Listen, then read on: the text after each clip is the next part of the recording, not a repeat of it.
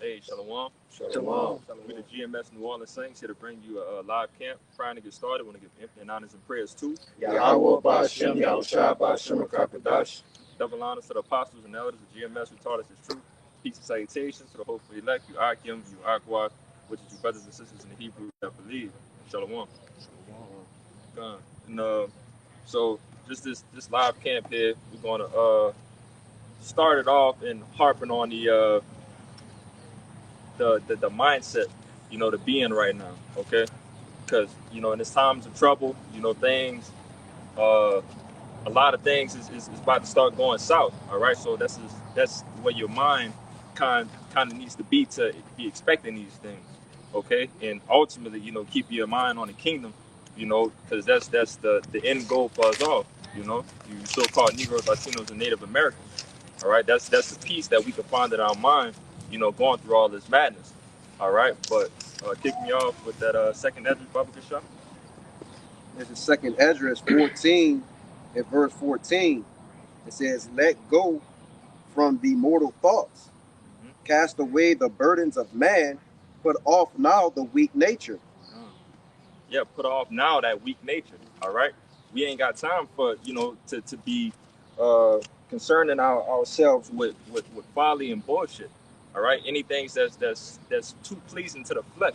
All right, at some point in time, we gotta lock in and discipline ourselves, and finish this race.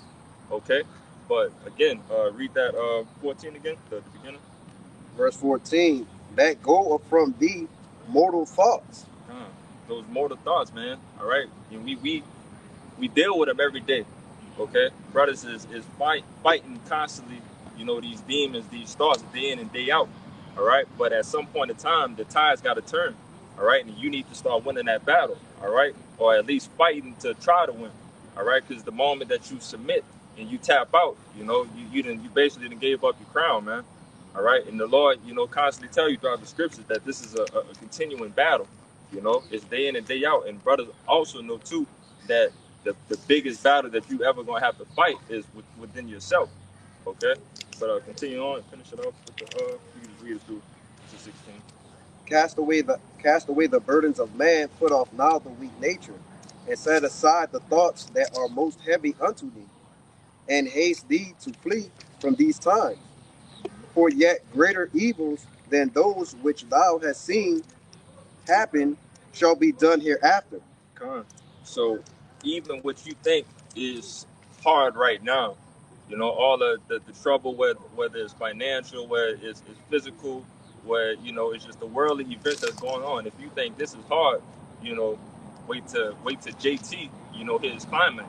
All right, wait till the shit really hit the fan. You know, so that's where knowing that all of these things are to come, that's why you shouldn't be focusing on these minor inconveniences. All right, that's just something that the Lord is putting in front of us for us to ultimately overcome. This is 1 Corinthians 7, verse 31. And they that use this world, that's not abusing it, for the fashion of this world passes away. Yeah, we use this world and don't abuse it. Okay, with that meaning, we get what we could get, and pretty much you try to stay out the way. All right, we don't try to for example, being at work and so on and so forth. Jake not trying to be at work for 10, 15 hours, trying to work extra hours just for that OT. Nah, brother trying to get home and handle business that need to be handled. It's like serious, man. Like we using the world, like hey, we just using the world to get what we get, to able to survive. You know what I'm saying? But hey, man, yeah, we can live another day. Yeah, that's great, man. Yeah, but we're not abusing it. Means we want to say we're abusing. It means doing too much. Overindulgent. Yeah, overindulgent. You're not supposed to do that because hey, as we can see, the faster this world passes away, man. We really hey, all this shit about to be over anyway. You know what I'm saying? If I can add, because when you do that, you setting a snare or a trap into yourself. You overindulge in the world. If I'm not mistaken, that word "world" goes into eon in that one, right? That age. Let's take it over. First Corinthians 7. I got a piece of it. I got one too. Con. But ultimately, just backing up the brother. If the brother could just clarify that for me. But just also backing up the brother, Cosmos, kind of select. But you know, just backing up the brother, you know, everything in this world, you know, right in front of us is gonna be gone, man. All right, this is a temporary ass environment that we're in, you know, that we have to constantly endure, you know. Yeah. Yeah, another part too I wanted to make, was cause hey, that's what burns us more financially. You know, being burned financially, but at the end of the day, like we know for a fact, we're not tripping about it because we know for a fact these things gotta come. But the whole economic collapse, man. Yeah. You know what I'm saying? That's when we gotta realize that. That's why, hey man, we're not supposed to, hey man, side minds trying to see even worldly gains. You know what I'm saying, man? Yeah. Cause hey, as we can see, man, all the worldly gains about to be, hey, man, declining. Yeah. About to be over with. You got it. It's 2 Ezra 7 and 42. He says, and he answered me and said, this present life is not the end, where much glory doth abide. Therefore have they prayed for the weak. And I'm gonna jump to 57. But you know, like you were saying, this present life, huh? No, I was just looking at. Oh, kind. But you know, this present life ain't the end, man. You know, that's why we not invested in, you know, what Jake is invested in. All right, the whole worldly scheme of things. All right, and you know what Jake is invested in. All right, sports. All right, chasing the bag, getting $1 million. Right, we're not invested in these things because we know what the glory is to come, man. All right, but I'm gonna jump to 57. It says, then he answered me and said, this is the condition of the battle which man that is born upon the earth shall fight, that if he be overcome, he shall suffer as thou hast said. But if he get the victory, he shall receive the thing that I say. Got it. Read it again. God, in 2 Ezra 7 and 57, it says, then he answered me and said, this is the condition of the battle which man that is born upon the earth shall fight, that if he be overcome, he shall suffer as thou hast said. But if he get the victory, he shall receive the thing that I say. The condition of the battle, all right? Because we know what we signed up for. Okay, we know that we signed up for temptation in on every scale, every which way, you know, and ultimately we know that if we continue to push, if we continue, you know, Lord's will, continue to wake up and be able to continue to push his work out and do everything that is pleasing to the Lord already has something promised for us. Okay. That's why I said this is the condition of the battle. Yep. When you go into condition, it's a state that the things are in. So you got to do what? Battle within it. This is the fight. This is the fight, man. Yep. All right. I got one more verse though. Like to add to you real quick. It's that's like the analogy of like rolling with the punches. Yeah. All right. Because at some point in time, we already know if you get in a fight and expect not to get punched, you know, when you get punched, it's going it's gonna fuck up your mental. Yeah. All right.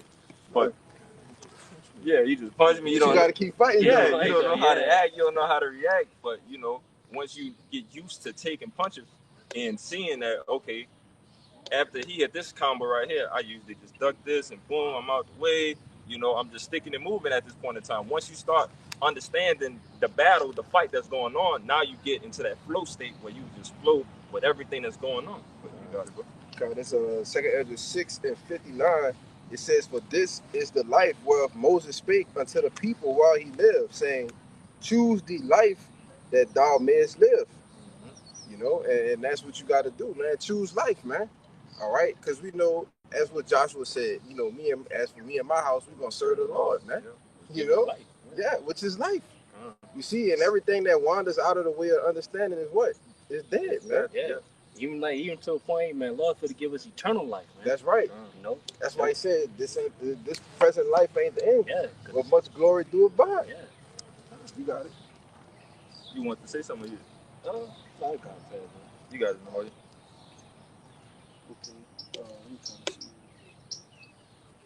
Get that mic. I got 3 more. 3 more pre's or 3 more birds? Yeah. Oh, okay. I'm holding a lot of them. You see my fingers, bro. Oh, okay. Philippians. Yeah. Hit the mic 2 and 10. Let me see. Okay. It's Micah 2 verse 10. Arise ye and depart, but this is not your rest, because it is polluted it shall destroy you, even where it saw destruction. It tells you, arise and depart, because this is not your rest. All right, because we know, in the scripture, it's not talking about physically. All right, we know that you can't physically flee away from any type of destruction that the Lord has ordained. All right, whatever is ordained to you is going to come. All right, and it's already ordained that destruction is going to happen to America, aka Babylon. Okay, but at the end of the day, when it tells you to flee, to arise and depart, it's telling you to arise and depart mentally and spiritually. All right, because we know that this is not our rest. All right, waking up every day early in the morning to go slave for this devil, and seeing our people just bugged out of their minds, this ain't living at all. Right. I just want to say really quickly, the scriptures teach you, I believe it's in Baruch, it says, we are yet this day in our captivity. Mm-hmm. And Jake has made his bed here. He's made it comfortable. But, our brothers, from the nation of Israel has done that in ancient times, man. They waxed really rich. You know what I'm saying? They had plenty of goods and, commodities and different things of that nature. But ultimately, you know what I'm saying, they declined the Lord, right? You know what I'm saying, by slapping away his hand, not doing the things he told them to do. And then he brought the judgment, It was 3 and 13. 3 and 13. Yeah, then I'm going to have you jump down. If I can make a quick point on what you said, because Jake is a natural survivor or a supplanter. Because when you go into the name Jacob, what did he do? It means to supplant. So that being our forefather, was Jacob's name was changed to Israel, right? Because he wrestled the angel for his blessing, man. So naturally, what Jake gonna do? He gonna supplant. He gonna figure a way out, to survive. And so, how much more the elect men in these latter times, man? Go ahead, bro. And ultimately, damn, somebody get that scripture. Paraphrasing, where your mind is, that's where your treasure is. I got you. Matthew 6. Yeah, but again, with that Micah 2 and 10, arise and depart, because this is not your rest, and it's it's full of pollution. Roughly paraphrasing, you don't want your mind to be stuck here, man. Because once your mind is stuck here, it's pretty much a done deal. All right, once you and brothers know that in any type of mindset, that once you lock in with your mind and what you want to do, you're going to do it. All right, so if you have the mindset that, all right, man, I'm locked in with Babylon and I'm here trying to slave myself to death, I'm trying to get this generational wealth and do this for my family for the next 30 to 40 years, that's everything that you're going to put your efforts to, okay? But when you put your mindset on the things of the Lord and knowing that this thing is not going to be here that long, all right, and the glory that's to come, that's what you're going to put your effort to again. Because whatever a man sow, he's gonna reap of it. Yeah. So if you sow and you put your efforts and your energy into trying to make it in the world, then you're gonna reap of the world. But the end of the world is destruction. Well, this world at least. So once you invest in it, you're just gonna be destroyed with it. So that's why we invest in righteousness, the spiritual things that we may inherit it when the kingdom of heaven comes down, obtain the salvation. I got a scripture. Yeah, you kind of quoting it. You could grab it in Galatians 6, I believe. 6 and 7. Yeah, 6 and 7. You want me to bring this over right fast? It was just a backup question. Yeah, kind of, yeah, you got it. Yeah, it's quick. This 1 Peter 4 and 7. It says, "But the end of all things is at hand. Be ye therefore sober and watch unto prayer." Be sober. All right. So being sober, obviously in the physical sense as well as mostly the spiritual sense. All right. You don't want to be caught up in any way, shape, or form of lacking. All right. So it's lawful to drink and so on and so forth, but that goes into overindulging, which you don't want to be in that character, because if you ever get in the character of overindulging, then you're just not aware to anything you're surrounded. But to continue on the spiritual aspect of it, we need to be aware of our surroundings, to make sure that we don't give up our crown. Okay. Yeah, that's why I said, It said the first part, but the end of all things is at hand. That's why I say that. You gotta be in the right mindset. End of all things. So if you know if the end is coming, man, you always have to prepare for the end. All right, the end is never something that you just willy nilly, just don't. You're oblivious of it happening. Yeah, if I can say, being drunk, you make rash decisions. You make decisions that are not using wisdom. Mm-hmm. And imagine being in the greatest day of all time and not using the wisdom that supposed to be using in that day. Right. And go ahead. I was just gonna say, drinking basically clouds your judgment. Right. You know what I'm saying? So yeah, you can't think, like your brother said, you can't think straight. And what does Esau offer? The scriptures say he offers you wine, right? Yeah. You drink the wine, you get drunken off of what? His doctrines, his philosophy. Yeah, if I could see this, ultimately when we get in that day, that's why you're gonna see people being cannibals, going and invading houses, just doing all sorts of wickedness because their judgment is clouded, and at that particular time that they're committing these acts, they believe that those things, that's what they supposed to be doing. Right. The scriptures even tell you they'll be killing, righteous men, thinking they would be doing God a service. Right. And like you said, furthermore, to back up that point was, what does the law offer? He offers you living water, which basically sobers you up. Yeah. You know what I'm saying? But the scriptures teach you that our people reject the living waters. And just to back up the beautiful points that both of you brothers are making right now. I just thought about it in the sense you don't want to be spiritually drunk. You don't want to be drunk in the spirit where you're just clouded with crazy thoughts. That's not beneficial. To yourself, to your salvation. All right. But that was a beautiful point that if you being drunken and all of these things, to the wicked doctrines that this devil is out here pushing, the Lord is out here to sober you up with the scriptures. That's beautiful. Hey, let me get this word out. It's sober. It's on our etymology, sober. It says moderate in desires or actions, habitually temperate or restrained. So, would you read that? You still got that? It said the end of all things is at hand. 1 Peter 4:7. Therefore, be sober. Yeah. So it's telling you to what? Be moderate in your desires and your actions. All right. What it say? It's temperate in all things. Corinthians. In Corinthians. Mm-hmm. It tell you to what? To be moderate in your desires and actions, man. Mm-hmm. And it says also to be calm, quiet, and not overcome by emotion. Mm-hmm. You got it. You was getting that. Oh, you didn't want to get that, Peter? No, you good. I had quoted it. Con. Get that. Anybody had the Matthew? I got the Matthew. Matthew 6. Yeah, Matthew. Yeah, I got that. So no. Let me get the Philippians, then we're gonna do Matthew 6. This is Philippians 3 and verse 13. It says, "Brethren, I count not myself to apprehend, but this one thing I do, forgetting those things which are behind and reaching forth unto those things which are before." Leaving those things behind and reaching for the things that is in front of us. All right. Again, Apostle Paul, give the beautiful analogy of this being a race, and everything dealing with the race, man. You have to keep your eyes forward. All right. And every other analogy that the Lord gives you with reaching the kingdom is keeping your eyes on a narrow path, walking a narrow path. All right.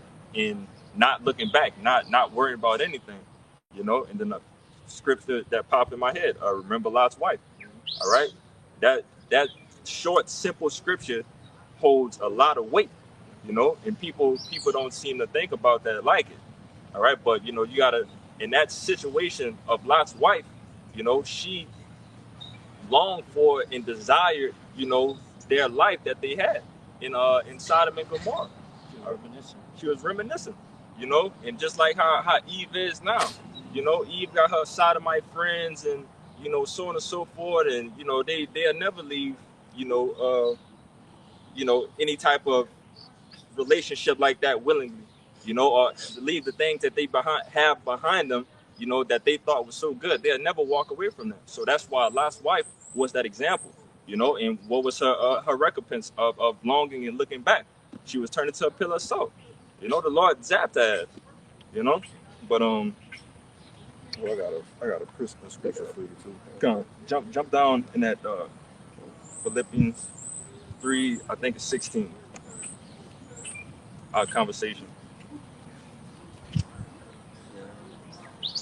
Philippians 3 and 16. Was it 20? It's wrong with like 20. Yeah, 16, 20 that earlier. Yeah, okay. Philippians 3 and verse 20, it says, "For our conversation is in heaven, from whence also we walk for the Savior, the Lord Yahushua HaMashiach." So again, you know, that's why our mind is, all right? Our mind is on our heaven, all right? Our kingdom, okay?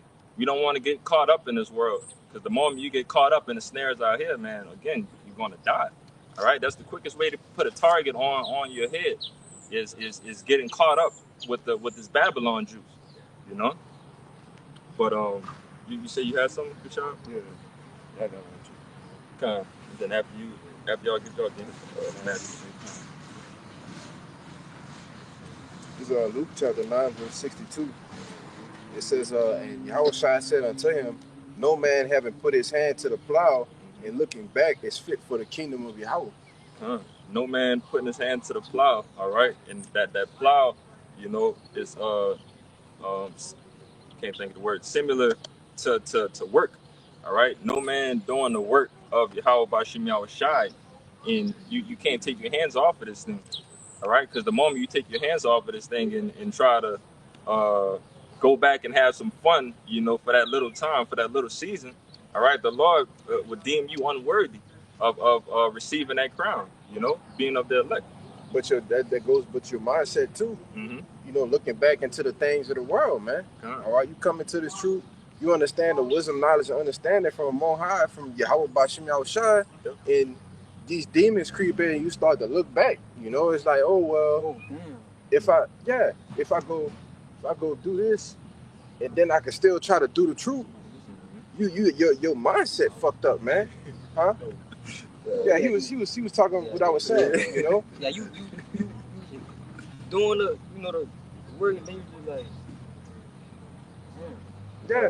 You look back and you see a beautiful house, a 3-story mansion. They got a bag of money sitting on the front door, but behind the house they got a burning fire door. But you don't see the fire because your mindset fucked up. Right. You know, you let the demons play on your mind. You see, and that's another thing too, which the brother gonna get that in Matthew 6 is gonna go beautifully.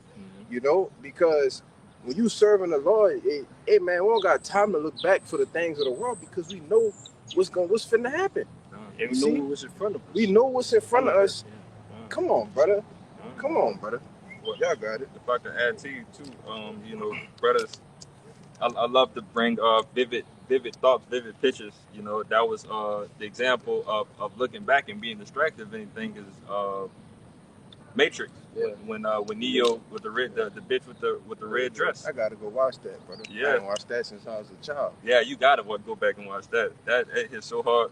But you know, Neo, you know, walking with Morpheus as they walking through the street, and then, you know, as dull everything is out there, all of a sudden it's a red dress, a white woman with a red dress walking, and obviously that's gonna catch your eye. Yeah. So once you look, and then, you know, he's looking at the woman and so on and so forth, he looked back forward and had a gun to his face. Yeah. Like that's how it can happen to you, you know. So, but again, you know, to wrap that full circle, you know, spiritually, you know, if you're doing the work of the Lord, man, you know, your eyes need to stay focused and straight. You know, keep your eyes set, have tunnel vision, you know, as brothers like to say. You really need to be looking circumspectly as well. Mm-hmm. You know, that straight represents the straight and narrow. You know, you locked in, but as a man of the Lord, you could be looking circumspectly while you locked in, man.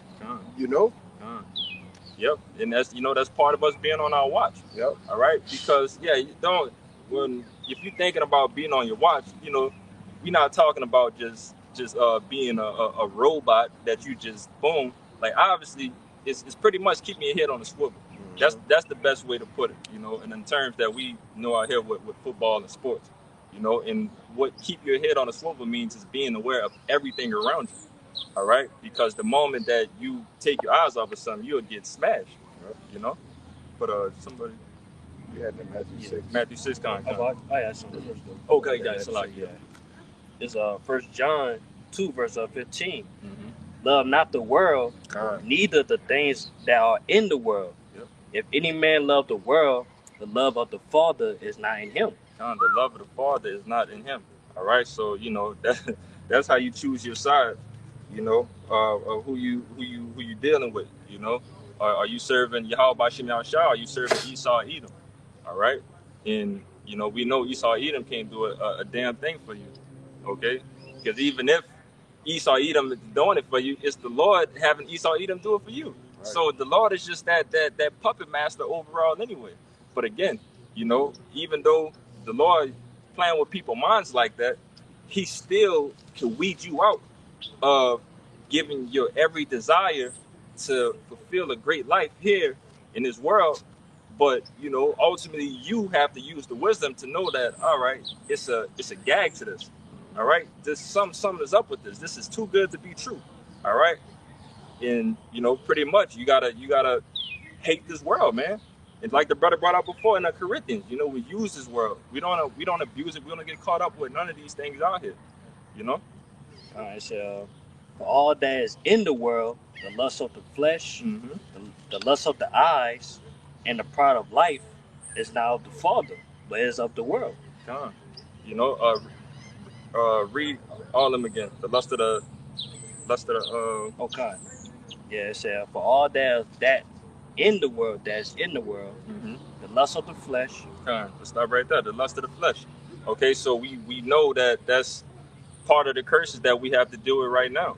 All right, we you know, if Jake, well, we could just put the example of 2/3. 2/3 of our people is given off to the lust of their flesh, of doing whatever they want. All right, and it's not leading them anywhere beneficial. You know, it's ultimately leading them to the destruction that the Lord has ordained to them in the book of was that Zechariah? What the 1/3 and the 2/3? Yeah. 13. Yeah, but yeah, just that being said, you know, that the giving up to the flesh, The lust of the flesh. the lust of the flesh, you know. But read the next one. Yeah, it said, and the lust of the eyes. The lust of the eyes, you know. So, you know, don't get it twisted. This is a hellhole that we're in, but this, you know, still the Lord's creation. You know, everything that's around here. So things, you can get caught up with the beauty of this place sometimes. You know. Yeah, because all the words promote. It's your fleshly desires. You know what I'm saying? And then tell you basically tell you to indulge in it. You know, that's where we go wrong at, man. You know, today, man, most of the things that's being promoted as well is against the Lord. Right. And you know, you brothers can't sit here and cap that, you know, back early in the world when we was little boys, you know, back when we had the flip phones and everything and couldn't imagine an iPhone or cars driving itself, back then in the world, you seeing things like that and you like, oh man, I can't wait for that to happen. Yeah, I can't wait. I can't wait to the Jetsons, flying cars and shit like that. Back to the Future, the DeLorean, you know, all of these things happening, you know. So us growing up, you know, spiritually and arising to depart out of this thing, you know, believe that once before that, you know, Jake had the utmost want to live here. To make the best of everything, you know, to give to our every worldly dream that we could ever think of. You know, that was once, you know, in all of our heads at some point in time. But the Lord got us out of there. You know? But continue on. It said, and the pride of life. The pride of life. And we ultimately know that pride is the one of the most hateful things of the Lord. The Lord hates pride in men. All right? And that's, again, what this world offers. This is what Esau Edom offers you, to have that pride and be your own man, you know, be your own God, you know, do all of these things that you don't need the Lord no more. All right.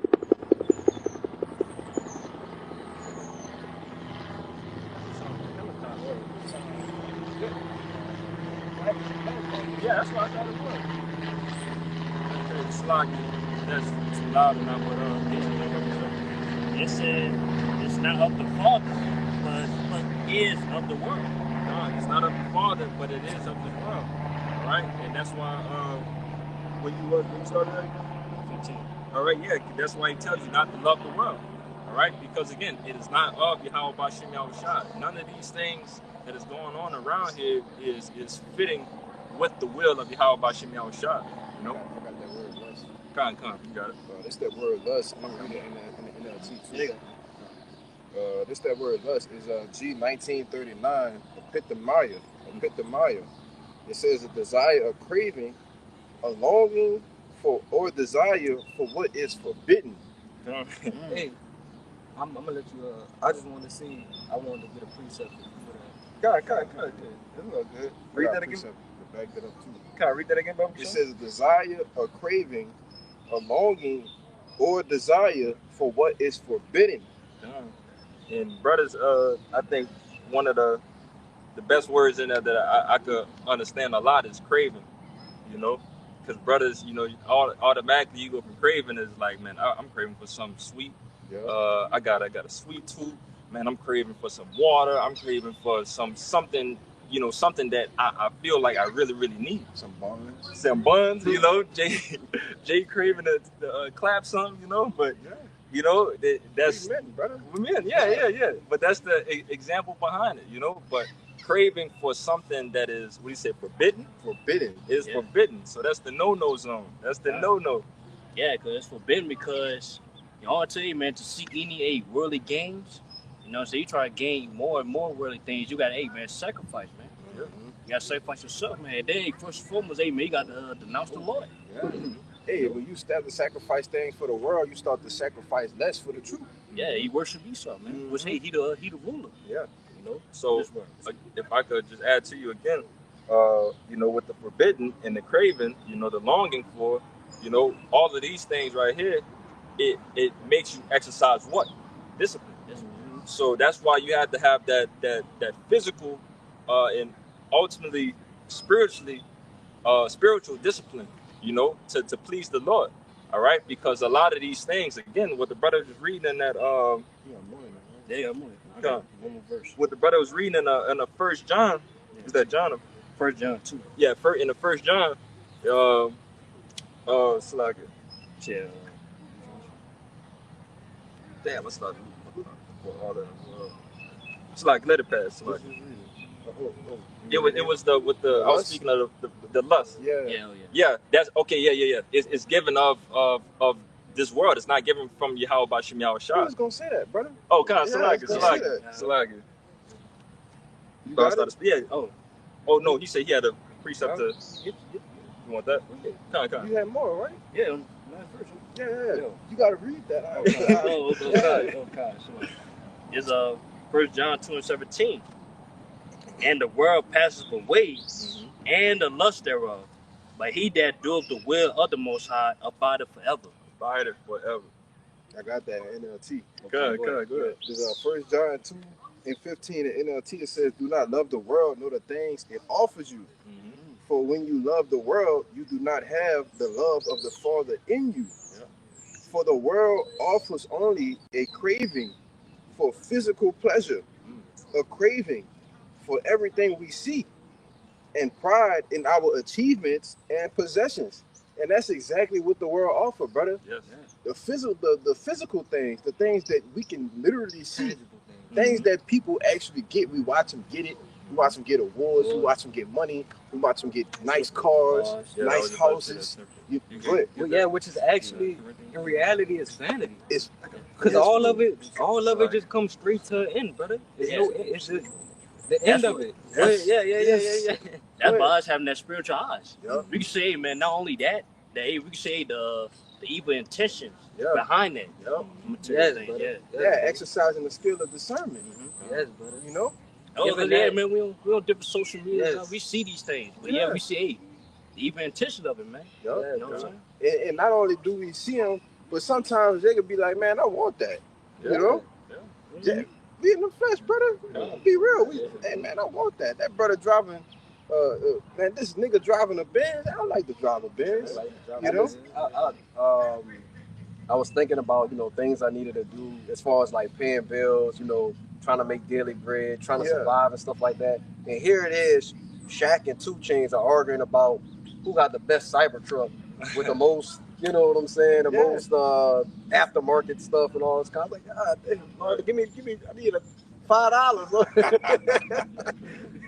All of these things, brother, it's on so many different levels, you know. Brothers was fellowshipping the other day, and we watching everything with the NFL draft, and prior to that, I was watching the little videos with Deion Jr. when they be doing the videos with Shador and them, but they showing all they chains and shit that they got, and you know they bought something for the little sister, and they're talking about that's about 30,000 on her neck. And it was like, this the little one, and then you know I got $1 million, right? Shit, and it's like, man, y'all just playing with this at some point in time. Fucking Rolls Royces and fucking Cullinans, Lambos and shit. All of that, brother. You know, what would really profit you? Which it don't. Which we understand. It ain't real. That shit ain't real. It's all it is a physical pleasure, brother. It's part of life, man. There's something that's pleasing to the eye, and that they can float and gaunt, you know. But in an answer, man, Esau take that shit from you, man. As we clearly seen what happened with him. You know. Another thing, once you die, whatever. What was the meaning in investing in all that? Because we have what we're investing in, we work towards, follow us to you know, after that, man. I got a little bit more in the NLT. It's back in 1 John 2:16, I'll read from the top again. In the NLT, it says, "For the world offers only a craving for physical pleasure, a craving for everything we see, and pride in our achievements and possessions. These are not from the Father, but are from this world. And this world is fading away along with everything that people crave. But anyone who does what pleases the Most High will live forever." That's heavy, bro. That's big old gun smoke right there. Boy, that's heavy. Yeah, it does. Yeah, people think, just because they obtain these things, they make them you know what I'm saying, they good people, man. Law-abiding citizens, man. But really, it makes you nothing, man. You know? But yet, the law said at the end, he that do the will of the Most High, we go abide forever, man. That's right. You know, we go live forever, you know? Right, man, some elect, you know, they not going to teach death. Oh, man, some elect, man, they might be martyrs. If we do it, we cool with it, man. We'll be the first to obtain eternal life. Go ahead. I make a point. Because what does all those things profit you when you don't even know who the fuck you is? Come on, man. You don't even know who your power is. You don't know your heritage. You don't know where you come from. You don't know yourself. Bro. You just gaining how I can say vanity or the things that's gonna perish. You don't even know you're an Israelite. Well, look, Solomon said it. Yeah, I'm about to get it. You about to get it? Yes. Kind, brother. He said, Solomon said it, man. Solomon had everything your heart could desire. And he said, all of it's still vanity and vexation of spirit, man. It don't mean shit, man. You know? And that's why we content with what we have, man. Tell you when 1 Timothy 6, I think it's 1 Timothy 6:12, that godliness with contentment is great gain, man. You know? That's my mindset we gotta have, man, to where only thing we want and only thing we need is the Lord to be with us, man. That's right. You know what I'm saying? Because as long as the Lord's with us, man, he gonna give us what we need. That's it, bro. You know? It says everything else gonna follow. In that Matthew 6 was seek ye 33. first the kingdom, and all these things shall be added unto you, man. You know? Did you bring up the other? Man, we gonna see. Other Matthew 6. Oh yeah, the back up, but we gonna see certain benefits of the world to what we need, not what we want. You know what I'm saying? Because the things that we want, man, might be destruction to us, man. You know? So Lord gonna give us what we need. You know? To where even to a point where, man, all this shit be over with, man, he gonna give us what we need and what we want, man. Better than this, sir. Before we even utter the words. That's a great feeling, man. I know Jake remember those feelings where we used to celebrate Christmas and shit like that, and then, you know, everything that you wrote down on your Christmas list was right there underneath that tree, and so on and so forth. You know, just that feeling of like, damn, I wanted it and I got it. You know what I'm saying? But again, the Lord have us exercising this discipline right now to be content and maintain what we have right now, because everything that he's given us right now is obviously good for us. Okay, it's good for us to keep on pushing and continue going to fulfill the duties that he wants us to do. All right, and again, backing up the beautiful point that you just made, and after that, after this world is to pass away, and our kingdom is to come, he's going to give us everything that we want and everything. He's going to give us everything we need and everything we want, as the brother just said. Feel our heart desire. Everything, yeah. God. You got you, Nahoy. Yeah, it's gonna back y'all up. It's gonna back up everything y'all was saying, man. Like I'm about to see this Colossians 3 and I start at 2. I'll start at 1, but I'm gonna start at 2 and I'm gonna read it in the NLT. Start at 1. Start at 1. Come on. I read in the KJV. If ye be then risen with Hamashiach, seek those things which are above, where Hamashiach sitteth on the right hand of the Most High. Set your affection on things above, not on things on the earth. For ye are dead, and your life is hid with Hamashiach in the Most High. Stop right there. And that's what we need to be. Again, we need to be spiritually dead. All right? As the elder, not spiritually dead. No, my bad, Salaki. Salaki. We need to be dead to the world. Salaki. Yeah. I don't know what the hell I can't say. Yeah, Salaki.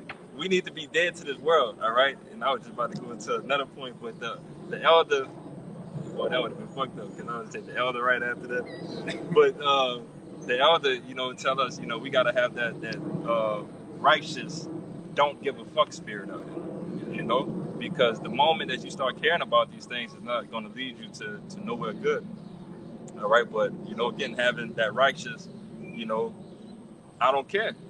If it's not anything benefiting to your spiritual mind, to you obtaining your crown, man, it doesn't matter. So that's why you need to be dead to those things, be numb to this shit. Yeah, that's a good point. Yeah, because everything come and go. Yep. You know what I'm saying? But hey, but who will always be there? The Lord and His Word. Yeah. That's just simple and plain. That's why I said Stand again. forever. Yeah, stand forever. That's why, the only thing we need and that we want is the Lord to be with us, man. Yeah.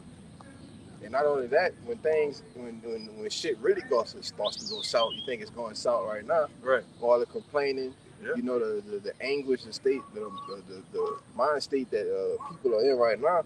We'll just wait till it gets much worse. Yeah. But we already in that mindset. Oh, we don't give a fuck about none of this shit. Yeah. Right. So when we start losing, it's like, oh, we closer to the kingdom. That's why the Lord tell you. He tell you that it's harder for a rich man to enter to the kingdom of heaven. He said it's easier for what he said a camel through the eye of a needle. Yeah. And that's tough. That's tough because again, the Lord explaining that and telling you that it's hard for a rich man to enter to the kingdom. Why? It's because he has so many desires of his riches. It's hard for him to give up, that Lambo. That you think Rick Ross and all of them won't give up them cyber trucks that we was talking about, these mini mansions, the Wingstop that he owned, all this life that he's been building and planting here in Babylon. You think he want to give that up easy? The answer is no, man. But you can continue on. You got more than that, Norris? Yeah, I know. You got something you want to say on that, or you good? Nah. That's a lot. Because I had wanted to read it in the NLT. You got it. I'm going to start at 2. In the NLT, it says, think about the things of heaven, not the things of earth. For you died to this life, and your real life is hidden with a Mashiach in the Most High. And when the Mashiach, who is your life, is revealed to the whole world, you will share in all His glory. So put to death the sinful, and this is going to go into what y'all brought out earlier, that word going into your cravings, the lust. That's what it was, the word lust. Yeah, this was going to go into verse 5. So put to death the sinful, earthly things lurking within you. Have nothing to do with sexual immorality, impurity, lust, and evil desires. Don't be greedy, for a greedy person is an idolater worshiping the things of this world. Because of these sins, the anger of the Most High is coming. Gone. And again, just harping on that point, man. Flee, man. It's not going to do you no good of attaching to anything. Because what's your favorite quote? God. Yeah, prepare to lose or prepare to be burnt up with it. God, prepare to be burnt up with it. If you want to hold on to this, you gonna like Bean said too. You either gonna get down Lay down. or lay down. You know how you gonna go? You got it, bro. And I was about to say, because at the end of that verse, it says, for a greedy person is an idolater, worshiping the things of this world. Yes. Now look, now let me get this, Matthew 6:24. Let me sit because Okay, I need to say something about that. Go ahead, brother, because say it, bro. listen, brother. Yes, bro. So because when you start to seek these things, and let's say Satan actually give you one, what starts the inkling? Oh, I can actually obtain it. So what you start to do, you get greedy. Yeah. And when you start to get greedy, you completely forget about the Lord, and you just going and indulging in what you working to get towards, and what it goes all the way to what you worshiping idols now. Yep. You see, that's it. I had got this to bag this up. Salaki. Okay, yeah. Salaki. I get it. I get I it. get it. But yeah, because it said, I'm gonna say it one more time. You got Matthew 6. Yeah, 6:24.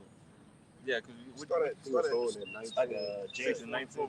But did you? Oh yeah. I got a James. Oh yeah. James 4. Yeah, Bring it he up. was holding the 19, right? Yeah, he was holding it earlier. No, I was from.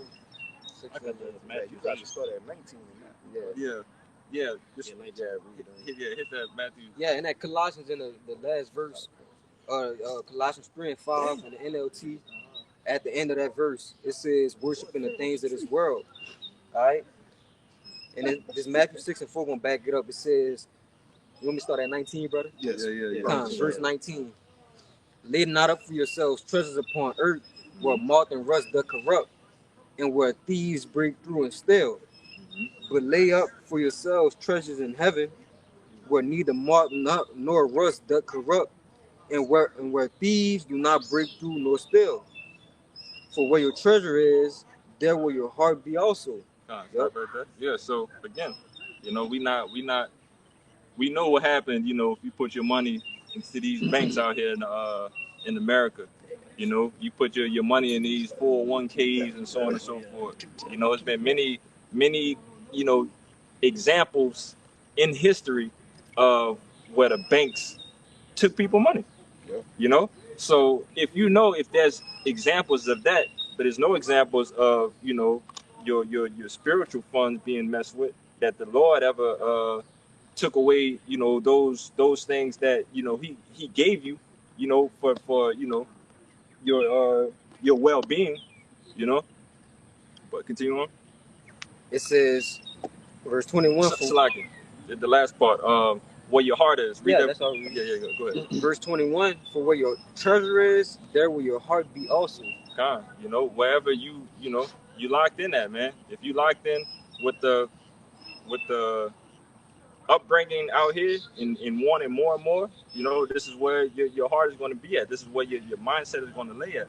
All right, but if you lay those treasures up in heaven, if you keep your minds on spiritual things, that's where your mind is going to be at. Verse 22, it says, the light of the body is the eye. If therefore thine eye be single, thy whole body shall be full of light. But if that, you want to say something right there? Yeah, keep your eyes single, man. As brothers was talking about, having that spiritual tunnel vision. That's what's keeping your eyes single, keeping your eyes on the prize. Needless to say. It says, verse 23, but if thine eye be evil, thy whole body shall be full of darkness. Yeah. If it's like if you not concerning yourself with the right things, again, this is going to just lead you to destruction. It's a simple, for us it seemed like it's supposed to be simple to the world, but that's a simple equation that, man, either you keep your eyes on this or you keep your eye on that.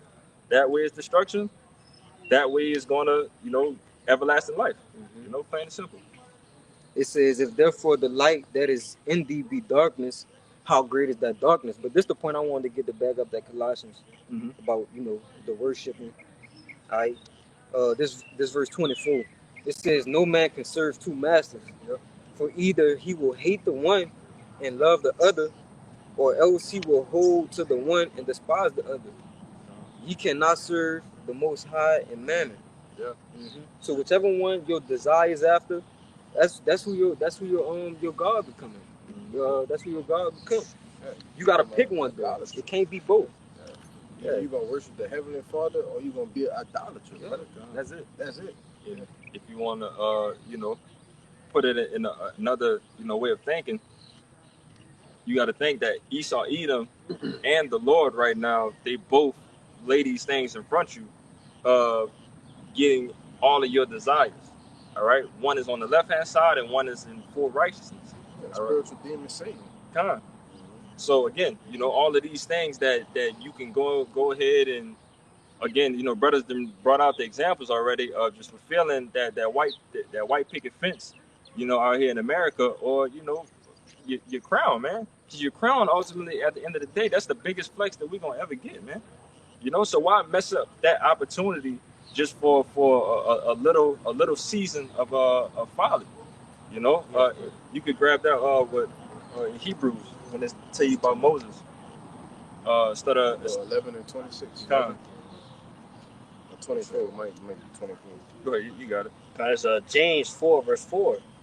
Ye adulterers and adulteress, know ye not that the friendship of the world is enmity with the Most High?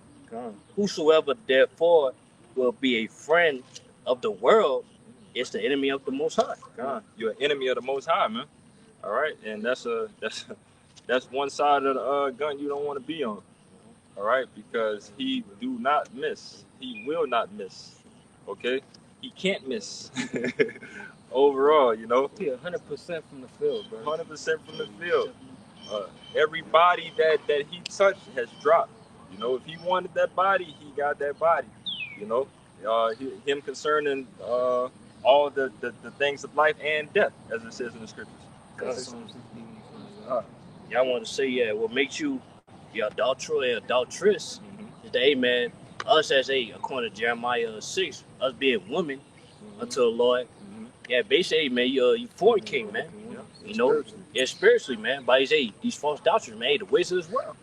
That's against, the Lord, man. Our husbands, So basically, by you partaking these things, you're a harlot, Hey, that's what the Lord hates, man. You got something, brother? That's what makes you the enemy of the Most High, I was just trying to get it. Shit. Oh, shit. But just backing you up, the Lord also mentioned, again, when you're talking about the example of the Lord having us as the women, the Lord describes us when he pissed off with us as the adulterous nation. All right, so ye adulterous nation, again, what does that mean? Going into these different idols, these different philosophies. Brother, we just said. Go ahead, brother. It's real quick. Yeah, go ahead. Like it, bro. But y'all just saying the same exact. It's gonna back y'all up. Go ahead, bro. Go ahead. Okay. This Psalms 106 and 34. Okay. It says they did not destroy the nations concerning whom the Lord Yahweh commanded them, but were mingled among the heathen and learned their works. And they served their idols, which were a snare unto them. And I'm going to jump to right here. Verse 39. It says, thus were they defiled with their own works and went a-whoring with their own inventions, man. Yeah. So we became a whore. Because Israel likened to that comely and delicate woman, like you said, Jeremiah 6 and 2. All right, so we became harlots. It say we went a-whoring, man. You know what I'm saying? Well, hey, we supposed to remain that chaste virgin, man. I'll tell you, man, your house shot, man. Hey, man, supposed to follow the ways of him, having that one husband. If I could back you up too, if you look earlier in the scriptures too, the Lord really didn't want us to deal with any other nation. He gave us everything that we need, man. You got 12 tribes that you can deal with. Deal with y'all. You know what I'm saying? Because he knew, Flavors, brother. Yeah, flavors. We got the best flavors at that. So like real quick, and within that, the Lord knew ultimately that why did he want us to deal with just our nation? Because once we start dealing with these other nations, we're gonna go off. All right, but ultimately it was still the will, is part of the story, it had to happen. But believe that the Lord did at once upon a time want us to stick with our nation. But that's always been the plan. Yeah, it was never. You got different accounts. Edris, who's the other? I think it was maybe was it Elisha? I know it's Nehemiah and Ezra. Nehemiah. It was Nehemiah too. You know, that's what I don't know what I'm thinking about. Listen, but Nehemiah, that when they found out that they was mixing the seed among the nations, they was pissed. Yeah. That just rent his head, man. He rent his head, brother. He was pulling his hair out. Yeah. In Nehemiah, I think it's around the 13th chapter, it talks about the children not being able to speak Hebrew, but they could speak their mother's language. You know what I'm saying? Then they had to, basically, separate, you know what I'm saying? Separate them and stuff like that, man. You know. You want to say something? Oh yeah, I want to say too. Yeah, then you got to realize, hey, the Lord said he's a jealous power. Yeah. He's jealous over his woman. You know. Got that power. So hey, that's why, hey man, Lord angered that, hey man, these jakes, man, hey, pertaining the things of this world. That's against him, man. You know. Just imagine, hey man, you have an enemy with some called dude, just for your woman, hey, to have sex with him, man. Yeah, brother, just watching that video the other day, Nahoya, with the dude, and like she was sucking rod while he was Use that word, man. Come on. In his house. In my house. In my house. So brothers obviously know that physical pain right there, you know, and that's what the Lord puts us with, dealing with other nations' powers, which is not even truly powers, you know. But go ahead. Yeah, I got odds. Like, Lord got odds with these heathen nations, man. Especially Esau, Edom.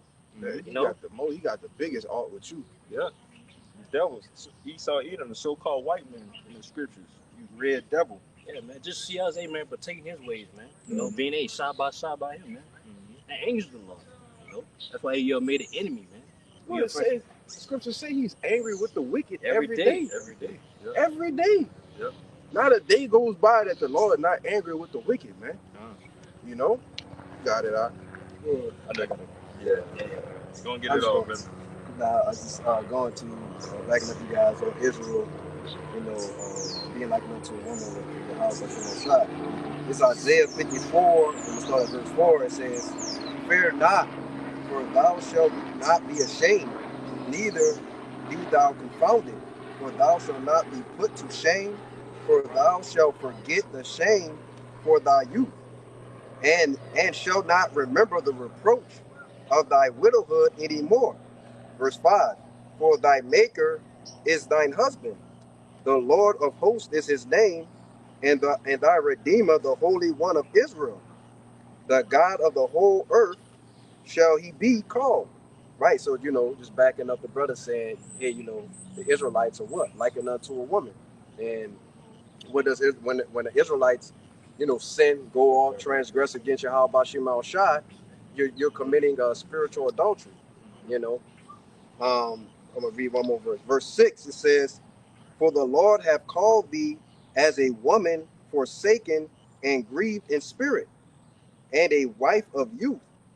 When thou was refused, said thy power." So, hey, look, you know what I'm saying? The scriptures teach you. Israel has, basically forsaken, Yahweh Shema Shai, you know what I'm saying? And basically the fountain of living waters. They tell you that, I believe it's Jeremiah, the 2nd chapter, man. Yeah, that's Grab that real quick, Noe. It's Sirach 25:2. It says, "Three sorts of men my soul hated, and I am greatly offended at their life. A poor man that is proud, a rich man that is a liar, and an old adulterer that doted."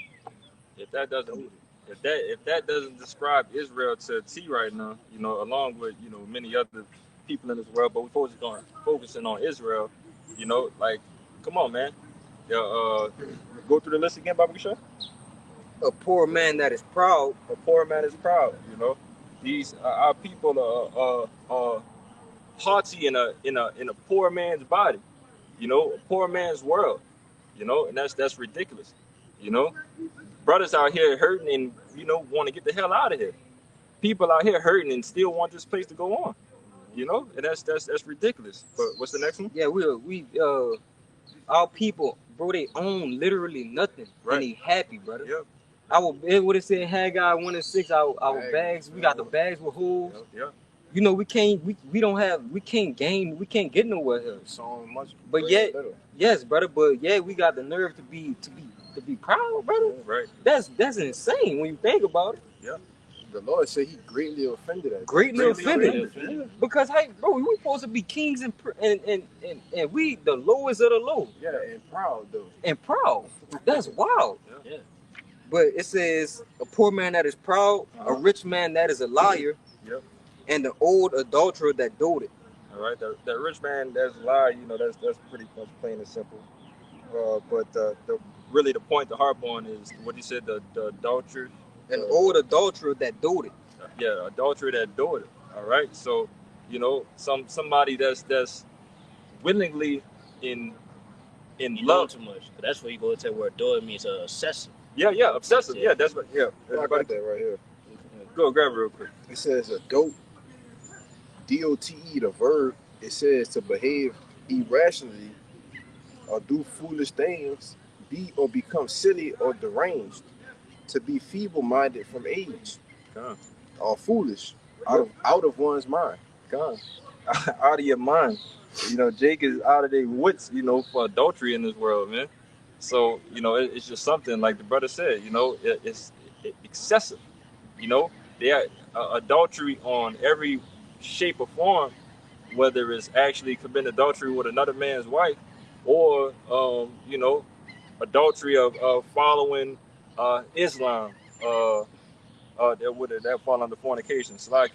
But, you know, following Islam, Buddhism, you know, Christianity with Jesus Christos, you know, that's something that, you know, again, our people, you know, do to a max here in this captivity, man. You know. Nah, and then that's the West too, so we about to catch all of that until about the next. Good on that side. Yes, brother. Yeah, that's insane. I've been sweating. Yeah, just turn that. I'm just turn the camera. Con. Slack you up, watching. We're just about to flip the camera and get out this sun.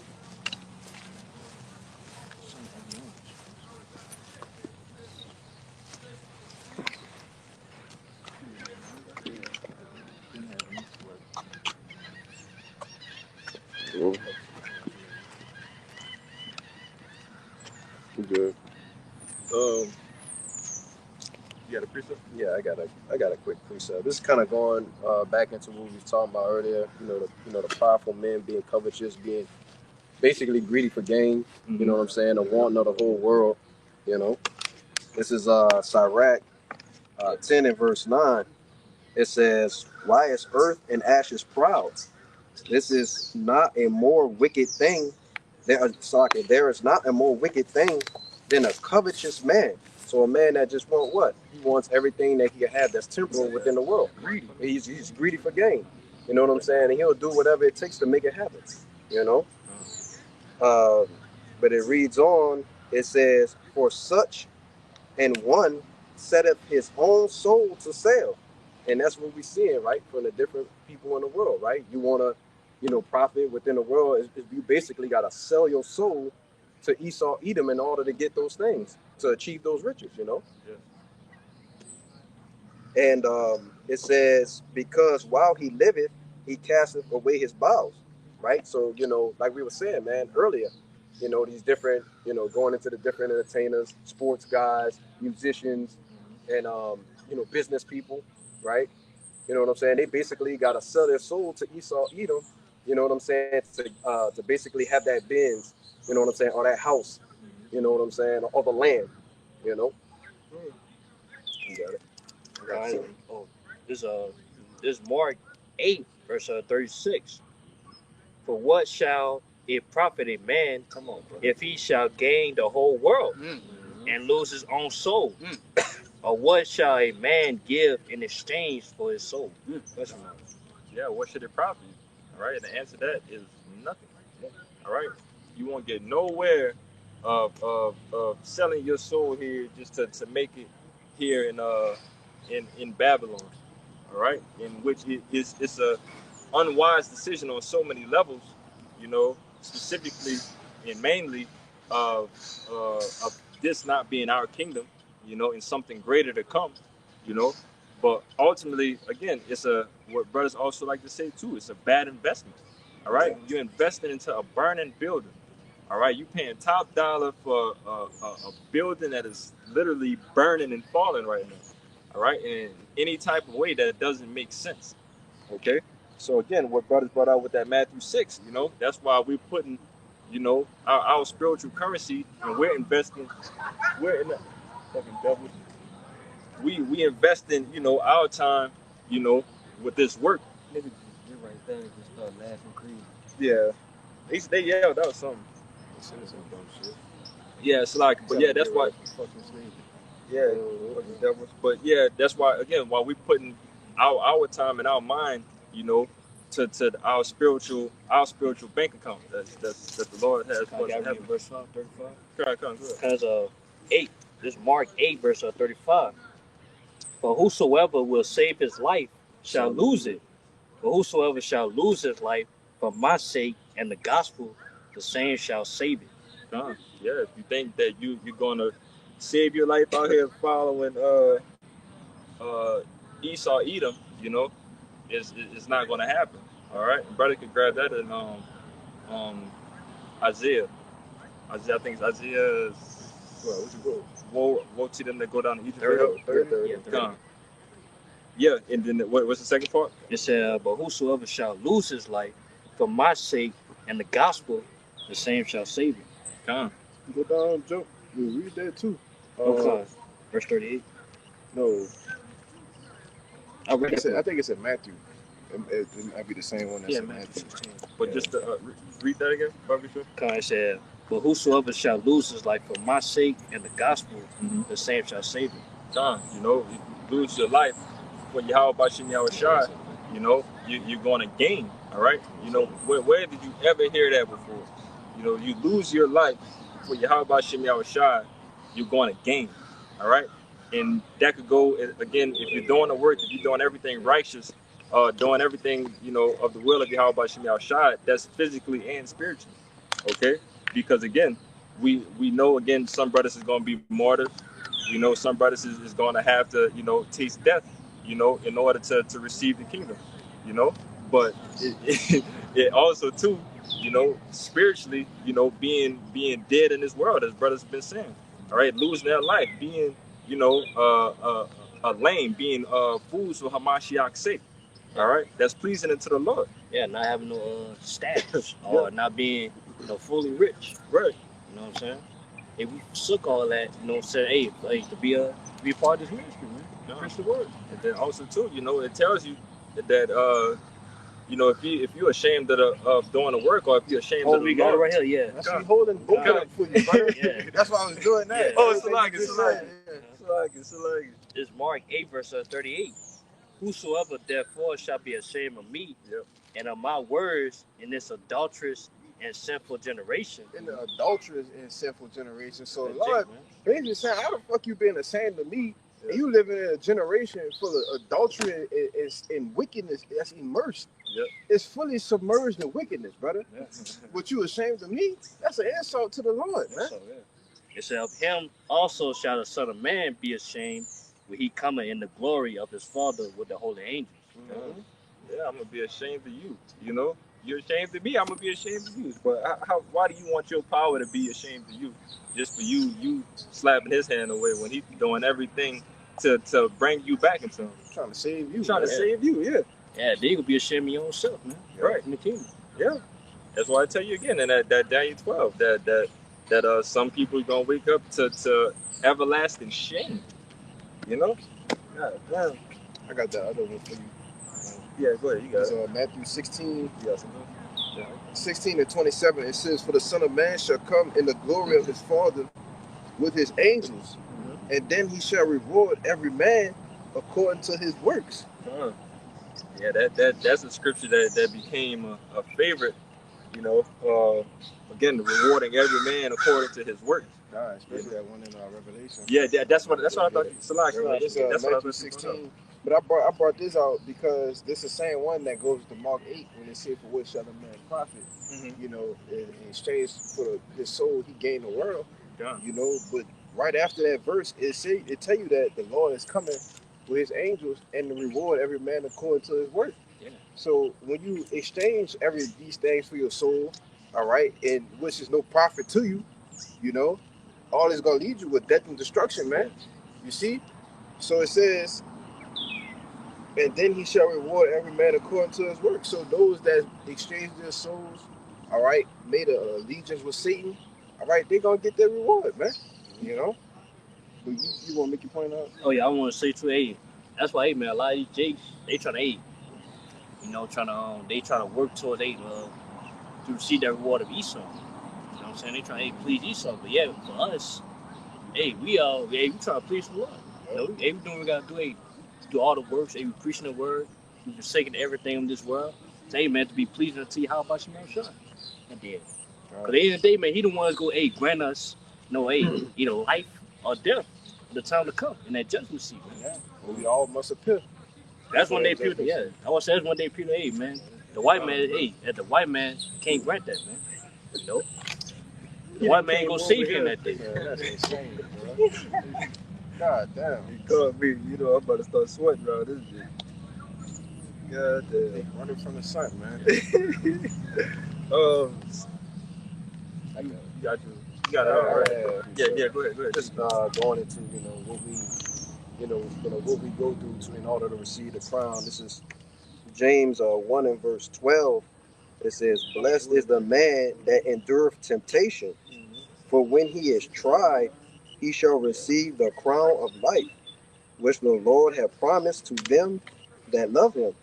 So yeah, man, on the flip side of the coin, the brothers, within the truth, right, going out on the highways and hedges, doing the work of Yahweh Bashim Al Shah, to the best of their capability, you know what I'm saying? We walk this line, and we attempted to, like the brother was saying earlier, you know what I'm saying? There'd be certain things we kind of, want in the world, but not necessarily need, but it said what?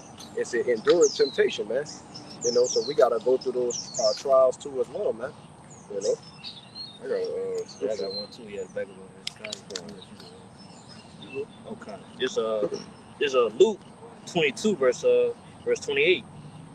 It's how Shah speaking. It said, "Ye are they which have continued with me in my temptations. And I will appoint unto you a kingdom, as my Father have appointed unto me, that ye may eat and drink at my table in my kingdom, and sit on the thrones, judging the 12 tribes of Israel." That's right, man. So, hey, by us, and during those temptations, man, we being tempted, hey, man, to forsake the Lord. You know what I'm saying? Trying to, obtain this world. But yeah, hey, man, we forsake that, man. Hey, man, we rebuking that. Yeah. Right. Hey, we tell you, man, we move out. We are able to endure those temptations, man. Hey, remain in the Lord, man. Remain in His truth. And hey, y'all shot say you go grant, hey, by us doing that, man, by us remaining in His presence, man, He gonna grant us, hey, man, the kingdom. And same day, man, Yahweh, grant Yahweh shot, man. So, hey, man, we could be drinking yan. You know what I'm saying? That one. And we could be joint heirs, man. Where we could be judging these nations, man. Right. And then we could be a higher rank in the kingdom too, man. Cause that's one thing, it's gonna be ranking the kingdom, man. You got an elected governing body. You gonna be a governing body, man. Under your outside of his. I had some. I got more too. If I could say real quick, the Lord is, again, backing up the brother, it's always gonna be order, That's exactly why we need to get, in with Yahweh Bashim Yahshua to be heirs of the throne, to reinstate order back into the world. All right, because due to the current ruler that we got right now, Esau Edom, the earth is at the lowest that it's ever been. Yeah, because all J's gonna get the kingdom, man. They get the benefits. But it's they'll be average though. Hey, we're trying to be above average. You know what I'm saying? The governing body. You want just a ticket, or do you want a VIP ticket? VIP ticket. Come on, man. It's levels to this. So if it's levels to it, and it's ways that you could work to receive, the biggest gift, of all the gifts, because again, it's going to be gifts for everybody. But if you want to receive one of the biggest gifts, you got to put work behind it. But go ahead, you got it. Verse 31. And the Lord said, Simon, behold, Satan hath desired to have you, that ye may sift you as wheat. That's right, man. So, by us knowing that Satan, he tempted us, man. because hey, Satan he already got the people as well. He already got more. You know, so hey, Satan trying to get us. You know, the ones that hey, that's not us fall for. Hey, Fall for. You Satan know will what I'm saying? catch the big fish, The brother. big fish, yeah. The big fish. You know, Hey, yeah, I know y'all could relate to this. You know, you remember back in like school, you know, when they had some type of new girl that walked into the school, and everybody went straight for her because everybody didn't know her. Didn't know her. Didn't know her. She fresh. She fresh. You know what I'm Yeah. saying? Every girl in school, we know stories about her. We know how this happened and shit like that. But you know, the one that you don't know about, and the one that you know that you It's know, basically like she been untouched. yeah, she been untouched. Basically, Ain't nobody in the class had her. right. She knew, like you know, like so everybody won't get that first piece of it. Right, brother. Yeah. Yeah. That's why hey, that's back to the point we made earlier. Hey, by us being that woman, you know what I'm saying? That spiritual woman. Hey, we're fresh, man. We're being fresh by this word. And hey, Satan, he trying to, hey, man, knock us off. Not that first. He trying to, hey, man, make us that harlot. You know? Yeah. Yeah. And that's what Satan always on the mission to do. That's what he's trying to shift, yeah. He's trying to shift, man. Which hey, I think we're going to take where shift means to agitate. You know what I'm saying? To shake. You know? So yeah, he saw Satan, he trying to use those certain things, you know, happen unto us. Where hey man, trials, tribulations, you know, dealing with taking L's, you know what I'm saying? Chastening, dealing with the chastening. Satan will bless you too, though. Yeah. You're distracted, yeah. If you're looking for something and you're trying to get out of something, Satan will bless you, man. Yeah, he'll distract. You know? Hey, we got examples in Hollywood, man. Yeah. They go through all of these rituals, humiliation rituals, yeah, all these different dumb shit. To receive all these things, to pray to the left hand side of things and receive everything that they want. You know? But yeah, Jacob. I got a scripture backing up exactly what you're saying. You got a business. Yeah, basically, man, see, he try to lure us by these things, man. Try to lure us in, man. To forsake the Lord, man. To forsake our husband. You know? But yet, no, just real quick too, and to tell you in Peter, you know, that Satan is walking around like a lion. Yeah, Satan like made the lion. I'm there. Yeah, Hold that. If you want it. Hold that down. Let him get that in. Yeah, verse 32 is the last verse. But I have prayed for thee that thy faith fail not. And when thou art converted, strengthen thy brother. So, hey, man, that's why, hey, man, we're able to, hey, man, to endure these things, man. We're able to continue. Hey, man, how shot, man, he up there praying for us, man. You know, he help us give him the strength by his word. You know, and that's the ultimate, man. Probably one of the biggest motivations that you can get, man. Man, you got to know that somebody's rooting for you. You know, to know that you got, you know, along, you know, with your brothers, but ultimately, you know, our big bro, Yahweh Shai, is rooting for us and praying for us to overcome these things, so he could show us everything that he didn't have for us. You know, all of these gifts that he's ready to give to us. Yeah. Come on, man. Well, I say, man, yeah, Yahweh Shai wants to win. You know what I'm saying? He wants to overcome these things, man. Yeah. So hey, that's why, hey, by us brothers being fully converted to this thing, hey, we gotta strengthen each other. Yeah. So hey, man, we're able to, hey, man, to win as well, man. Yeah. Well, we're able to continue, man, all the way to the end. That scripture say, man, he that do it to the end, the same shall be saved. Yep. You got it. You can get yours real quick. Oh, and then you go ahead with the Peter. You got? Yeah. It's 1 Peter 5:8. It says, "Be sober, be vigilant, because your adversary, the devil, as a roaring lion, walketh about, seeking whom he may devour." Yep. Seeking to who he may devour. Again, and there go that word sober again. You know, being aware of these things. Okay. So again, and then it gives you the analogy of a lion seeking to devour. All right. So if you get caught up, you know, again lacking, man, that lion is going to mess you up. All right, and it's going to mess you up in like the brother said, and possibly in a way of making things good for you.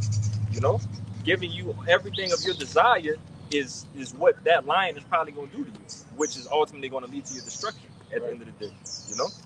Matter of fact, I think we went to that word sober means some like emotion, like having no. Not overcome by emotion. Overcome by emotions, because hey, man, we come to a time where at the end, but hey, man, we gotta detach ourselves. Yep. You know what I'm saying? Yep. From the things as well, even our loved ones. Yep. You know. So hey, man, we gotta move all emotions, man. Hey, Elder said, I did. Elder, he had said earlier before we had to start killing. He already let go all the tears, man. You know what I'm saying? Family members, people that hold good to you, hey man, you shed them tears already. Yeah. Cause hey man, Satan might use that, man. The loved one trying to eat, man, get you off this square. Yeah. You know? That's a bit of training that you have to do because it's not easy. Yeah. You know, it's not easy to see your loved ones and so on and so forth just going down the drain. You know, scoffing against you and so on and so forth. Because every brother came in this thing trying to bring their whole family with them. Right. You know, the first thing that when you learn the truth, man, I'm telling my mama, I'm telling my daddy, I'm telling my grandpa, hey, I found it. I found the answer to save us. All the things that y'all been looking for, I found it. I found it, but nah, I don't think that's it. Nah, that's a cult. Nah, what that is? Nah. Like, okay, and then after a while, you start to hear that so much, and then obviously you get around, men who've been doing this thing and have done those things before you, who did that exact same thing. They're gonna tell you, yeah, it's at time that you're gonna have to start detaching from it. You know, keep your family in family roles and let them do anything dealing with family stuff. But when it comes to the scriptures and so on and so forth, hey, don't bother. You know, you beating up what they call it, you beating a dead horse. You know, but you want to say something? Nah, I just got this piece. Come on, you got it. This Matthew 4, I'm gonna start at the top and I'm gonna jump down because our brothers, we was going into it for a minute, on how Satan will bless you, or Satan tempt you, Satan. But you get permission from the Most High to do it, right? We know that in Job, the second chapter. This Matthew 4:1, it says, "Then Yahushua led up of the spirit into the wilderness to be tempted of the devil. And when he had fasted for 40 days and 40 nights, he was afterward hungry. And when the tempter came to him, he said, If thou be the Son of the Most High, command that these stones be made bread. But he answered and said, It is written, Man shall not live by bread alone, but by every word that proceeded out of the mouth of our power. Then the devil taking him up into the holy city, and seated him on the pinnacle of the temple, and said unto him, If thou be the Son of the Most High, cast thyself down. No, that's not the one I wanted. This I was supposed to jump to 7. So like this Matthew 4 and 8. It says, Again the devil taking him up on an exceeding high mountain, and shewed him all the kingdoms of the world and the glory of them. So he literally showed him, like, look, I can give you all the kingdoms of the world and the glory that come with it. He look, I'm showing you. This is what I can give you. And you got to think of the mind state that Yahushua was in. 40 days, 40 nights, he on a fast. So these are things that take you, completely out the spirit. Right. This is your tenure in the truth. But Yahushua being the Son of the Most High, all right, being girded up, his loins being girded, him relying on faith, what I'm I want to say he was sober enough to think of a bigger picture, man. That's right. You know what I'm saying? That's right. Yeah. He wasn't overcome by emotion and him being on that fast. Yeah. And if I could back you up too, again, of that long of a fast, obviously, as you brother speaking of, you're physically weak in some type of form. All right, so yeah, your thoughts may not be right, but again, the Lord is letting us know as well too. Again, we're going to be put in situations like that. All right. Again, everything that is in the scriptures is an example for us. So again, whether it's a long fast that Satan may come and tempt you, or it may be something else where you might be at your lowest, you might be weak, and Satan is going to come and tempt you. But the Lord gave us the example right there that, man, again, he saw the bigger picture. He know that the next the kingdom to come was going to be his. There's more. Go ahead. It's Matthew 4:9. It says, It said unto him, All these things will I give thee, if thou wilt fall down and worship me. So I brought this out because you made that you alluded to those Hollywood people. Which this is how they get they get lured in. Well, look, I'll give you this and this, 500 million, or I'll let you be a star in all of the best movies. Your heart's desire.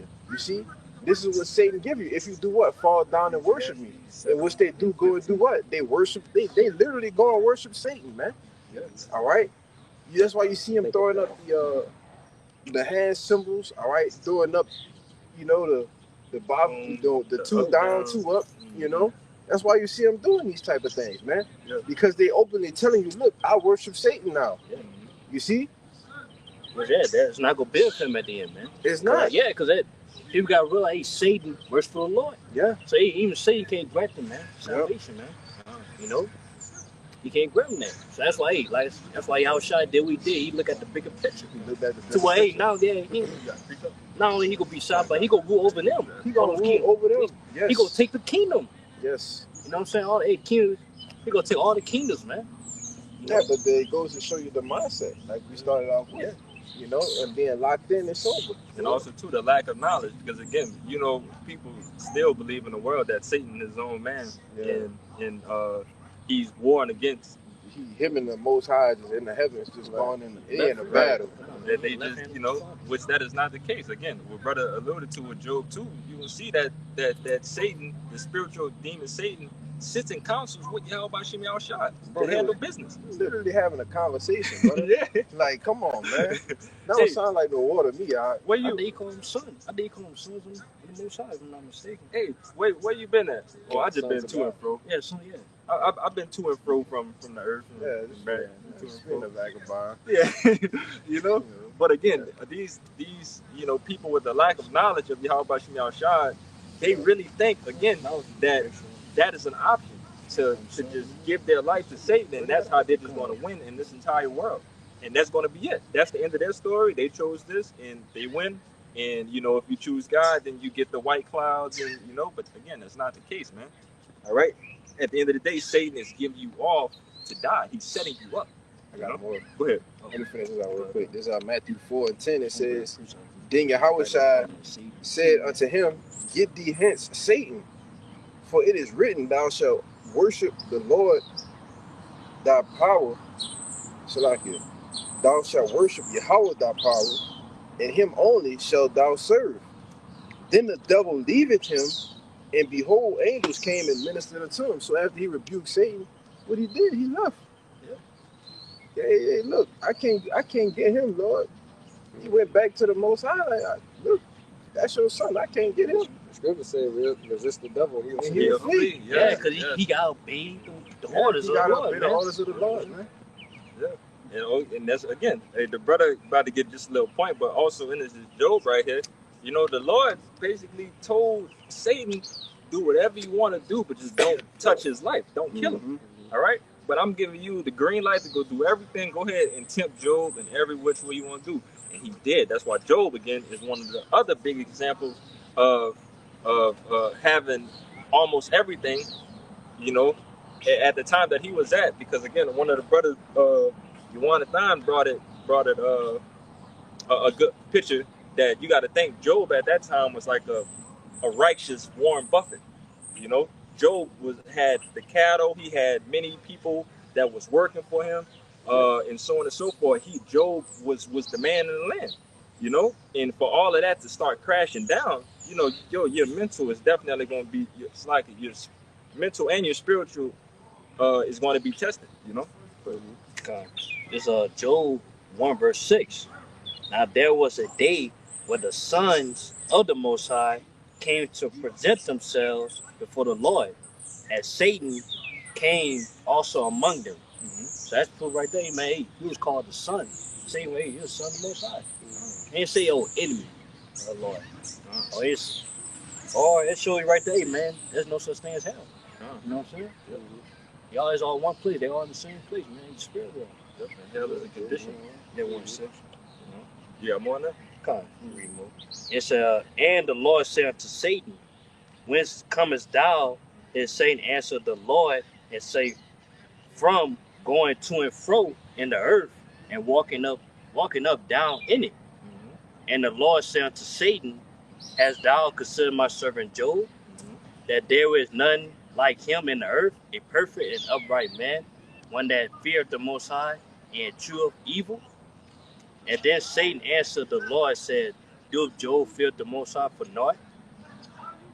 Hast not thou made an hedge about him, and about his house, and about all that he hath on every side? thou hast blessed the work of his hands, and his substance is increased in the land. But put forth thy hand now and touch all that he have, and he will curse thee unto thy face. Again, yeah, right there. That just backs up the point. Read that last part when it talks about what he has in the land. It's, his substance is increased in the land. His substance is increased in the land. And read the last verse. But put forth thy hand now and touch all that he have, and he will curse thee to thy face. Cool. I said cool. Job, Job was an example right there of one of the few examples of a rich man that maintained his value, that had integrity. All right. Job is the picture dictionary of integrity. If you see integrity, Job has to be right there, because again, everything that you about to, if brothers read on their own time of what goes on with Job, man, Job had a lot, man. He had to deal with loss of family, loss of money, bodily ailments, and so on and so forth, all for a test of Yahweh Shem Yahushua. And ultimately you could crack a joke at it too, that the Lord basically just made a bet. Yeah. Satan, yeah. The Lord, him and Satan was having a bet, and that's what Job had to go through all this for, but he overcame at the end. You got it? Yeah, it's like a Jake when, like say, I tell you, hey man, this dude right here, man, he good. And he was like, man, play me. Yeah. That's been how Satan was. Like, man, he was like, man, catch that away from him. Yeah, let me get at him. Let me get at him. Yeah. I bet you if I start tampering with him, then he gonna curse you. I'm telling you. Yeah. Yeah. So the Lord gave Job over to Satan. Yeah. Verse 12. It said, and the Lord said unto Satan, behold, all that he hath is in thy power. Only upon himself put not forth thy hand. So Satan went forth from the presence of the Lord. Said, bitch, hey man, the Lord say, hey man, hey, do what you do, but hey, keep his life. Don't kill him. Hey man, take everything away from him, man. So like, go ahead, brother. Take everything away from him. Yeah. No, just finish the point. And that was it. Okay. Since we had Salaki, because this is one of my favorite books. Jump to 2. Just get to the point where what his wife tried to get him to curse the Lord. Yeah, 2. Yeah, 2 verse 2. 2 and like 7. Yeah, somewhere in the middle. And 9. Yeah. 2 and 9. Say, it's Job 2 verse 9. Then said his wife unto him, dost thou still retain thy integrity? Curse the Most High and die. Yeah, mocking him. All right, but Satan is dealing with his wife at this point in time. Yeah. He working through his woman. And brothers also know in the scriptures too that many men has lost their wits behind women. Yeah. All right, so they done lost their wits behind women. They done made bad decisions behind wine. And so on and so forth. But again, Satan pulled the power move right there to come straight to his woman and make her, try to get him to shift. But what they say? Oh, so like I was gonna say too, but yet, I'm just reading. They'll make my point. It said verse 10. But he said to her, thou speakest as one of the foolish women speaketh. What? Shall we receive good at the hand of the Most High, and shall not receive evil? In all this did not Job sin with his lips. So that's right, man. So if read Job, hey, back to that word sober. Job was sober enough tonight, man, get caught up in his emotions, man. Yeah. Of his woman. Yeah. To where, man, you say, hey, man, woman, you're a foolish woman. Right. Hey, just hey, man, Lord bless me, he go, hey, curse me as well. And again, we skipped a lot in there. Yeah. Basically, that's what he told her. You stupid? Like, come on. But again, what the brother just read too, read that last verse again. It's read the whole thing. Where you stopped at? Yeah, it said, in all this did not Job sin with his lips. In all this, again, we skipped a good bit of it, of what Job was actually going through. Again, and we just got to the point of it, but still, with everything that just happened to Job right then and there, he stayed 10 toes with the Lord. All right, so how much more us? In the times of trouble, and the times where everything is gonna start to get hard, when things gonna start to get worse. We prepare our mind to know these things and stand on 10 toes. If we got examples with Yahweh Shai, and we got an example of Job. standing 10 toes on the values and standing on business of Yahweh by Shemal Shah. Yeah, being sober, man. Yeah. Cause they like, hey, just like hey, same thing that happened to Job, hey, same thing can happen to us, man. Like Yeah. our loved ones, hey man, Satan, hey, use our loved ones, man, trying to get us to forsake the Lord. So hey man, what they present the MOTP, they gonna try to get us to get it. You know what I'm saying? But we gotta be sober to, hey man, to forsake that, man. But another thing too, from both of those accounts, they both was in a state of suffering. Right. Right. Yeah. Yahweh Shai, he was weak. You know, at a point of fasting 40 days, 40 nights. All right. And you had Job, which he went through all kind of things. He man. lost everything. He lost everything, man. Everything. You know, and these examples have been set up for us to believe on them now. So when we go through that same path, we have these stories to look back on, man, and know and see the end of it too. You know. Yeah. But look again too. You know, with Job, just kind of just a little bit more with Job. You know, even with all that, you know, things started to get even more stupider and worse through his walk. But again, he stayed with it, you know, because again, what we dealing with that similar that Job had to deal with. His children was wicked. His children was being wicked, you know, but obviously some of brothers don't have children. But you can imagine if your children go on do whatever they want to do, and that's not pleasing to the Lord, and you know that they're gonna die at the end of the day. All right, but you know I can't save them. I'm a try to the levels that I could, but you know at the end of the day, there's something that I'm just gonna have to let go. You know, that's the it's the what it is the some of the battle, the condition of the battle, Salaki. But again, you know, for other brothers, that's another example of if it's not your children, it's your family members. You know, it's the condition of the battle. You still holding that loop for me? Yeah. We could Luke 6:14. Hate not. Hate you. Hating your father. Yeah, cause hey man, your mind got to be at a different capacity in this truth, man. And the way you think, all right, the way you gotta like the apostle said, you gotta be a visionary, right? You gotta see the vision down the line. In my mind, my woman, my child, I've seen them put to death, brother. That's how my mind has already think. So what? That I'm not attached to it, or that it don't knock me off of my it don't knock my spirit, or it don't afflict my spirit. No, I already done thought about this. I done well consider it. And in my mind, it done already happened. So when that time comes, well, we're gonna take away this, that, and the third. Well, I already done took it away in my mind though. That's what we talk about with your mindset, man. You know, so it don't be a hindrance to you when these things might actually happen. You see? Go ahead. I'm keep on making that point out there. That's sober. Yeah. They let go all the emotion, man. You know, cause Satan go use that, hey man, to abolish. Yeah, to his advantage. And it's gonna be a disadvantage to you. Go ahead. Yeah, I was just about to say that's why you just gotta cut, certain levels of things because, like, we know ultimately that's why you gotta have that righteous, I don't give a fuck mentality. Right? Because we at the end of the day, even if those things do happen, man, we know that it ain't the end of us. It ain't the end of us. Yeah, we know the Lord is the one doing it. Exactly. It's like, okay, if man, at the end of the day, regardless of how we feel, okay, if the Lord okay with it, man, so be it. Yeah. So hey, like we say, if the Lord cool with it, we cool with it. If that's what I gotta go through to get my crown, that's it. Then that's what it is. It's gonna be a beautiful story, y'all. Yeah. Cause we know we got coming to receive. We gonna get that back. We understand that. So we not overtaken by those things, man. You got it. Grab that loop for me. And before hold on one too. Yeah, you go at the Matthew the regeneration. Come. We get the loop, then we're gonna get the Matthew. But before we get the loop, I gotta hit one of my favorite movie quotes. Heat. Neil McCauley, aka Robert De Niro. Get out of here. He says, "Don't let yourself." Quote, huh? Yeah, one of my favorite quotes, brother.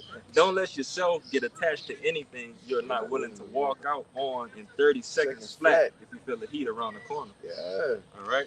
And Jake just got to be in that mindset. All right. And brother could grab that at Matthew 2 when they tell you don't return back to your homes. That's Luke. I know something in between there. But yeah, you don't want to get attached to anything that you can't I thought it was Matthew. I get it, brother. It's like it. But you don't want to get attached to nothing, man. Attachment is damn, me and a brother did similar videos to that. I got that quote from Kaya. Yeah, attachment is the root of suffering, man. Yep, attachment is the root of suffering. God, you don't want to be attached to anything out here. It's going to drag you down. Yeah, the heat is coming around the corner. It's heat around the corner. Yep. Hey, the heat is around the corner. Around the damn corner. Yeah. I got that loop for you. We're going to go down the line. Go ahead, brother. You want that Luke? Yeah, get the loop. Luke 14:26. It says, if any man come to me and hate not his father and mother and wife and children and brethren and sisters, yet in his own life also, he cannot be my disciple. Can't be a disciple of Yahweh Shimon Shah with holding the values of these certain family members over the Lord. All right, the Lord not with that. All right, so at some point in time, you know, brother, it tells you in Corinthians, you know, the hierarchy of things, of how things need to be conducted. All right, so again, with us conducting ourselves, we need to hold Yahweh Shimon Shah first and foremost in our mind, and then everything else is gonna fall in line. All right, but they have more than that. Was that it? I can read the next verse. That's pretty much it. Come on. Verse 27. And whosoever doth not bear his cross and come after me cannot be my disciple. Bearing your cross, all right? Suffering, all right? That's what's going to have to happen. You're going to have to suffer. You're going to have to go through something, all right? If you're not going through something, something is wrong, all right? You need to pray immediately because Satan probably got you, probably setting you up for something. You know, the Lord probably got you in the crosshairs if you're not suffering in some type of way, okay? But again, you got to bear your cross, you know, and it tell you that, you know, if you don't pick up your cross, you can't follow Yahweh Shimon Shah, man. You know, if you can't bear your cross, you can't follow Yahweh Shimon Shah. The Lord did it. He gave us examples physically that he did this, you know, for us to understand that in the spiritual, you know. Yeah. But let's get that Matthew brother. I wanted to make a point real quick because, like I said, if you don't hate, now listen. Oh, it's love less. You know, we're not literally saying, oh, we hate, we go home, we curse everybody out. Yeah. You know, a line in their home. Yeah, no, man, we're not saying that, brother. Yeah. All right, this is basically just telling you to put the Lord first, put the ministry, put this truth first, and everything else comes after it. You got to go to camp on Saturday, but we doing something, such and such at 4:00, but camp for 4:00. Yeah. So this come first. I'm going to do this. Oh, well, you're always going to camp every Saturday. You can't take a Saturday. No. This is what love and less are putting your family, all right, on the back burner, man. Your father, your mother, we honor our father and our mother, man. All right? You treat them how we supposed to treat them through the scriptures, all right? You don't go and you still going to fucking church? Yeah. Man, the Lord can fucking kill y'all. Yeah. You know what I'm saying? We don't do that, man. All right? But go ahead, I just wanted to make that point. Yeah. You want to say something? Now, y'all just got to say, but because our duty come first. Yeah. Regardless of how anybody feel or what anybody got to say, we got a duty to serve the Lord, and that's the most important thing. So that's our priority, our top priority. You got it. Then one day too, they'll respect that too. Yeah. A lot of people respect that. You know what I'm saying? To where, hey, man, you just, you know, no matter what they might not agree. At the end of the day, they respect it though. You know what I'm saying? Yeah. A little backlash.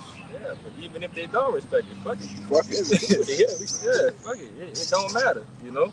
I right now, you know, through one of my walks and my examples, you know, I had to walk away from a job.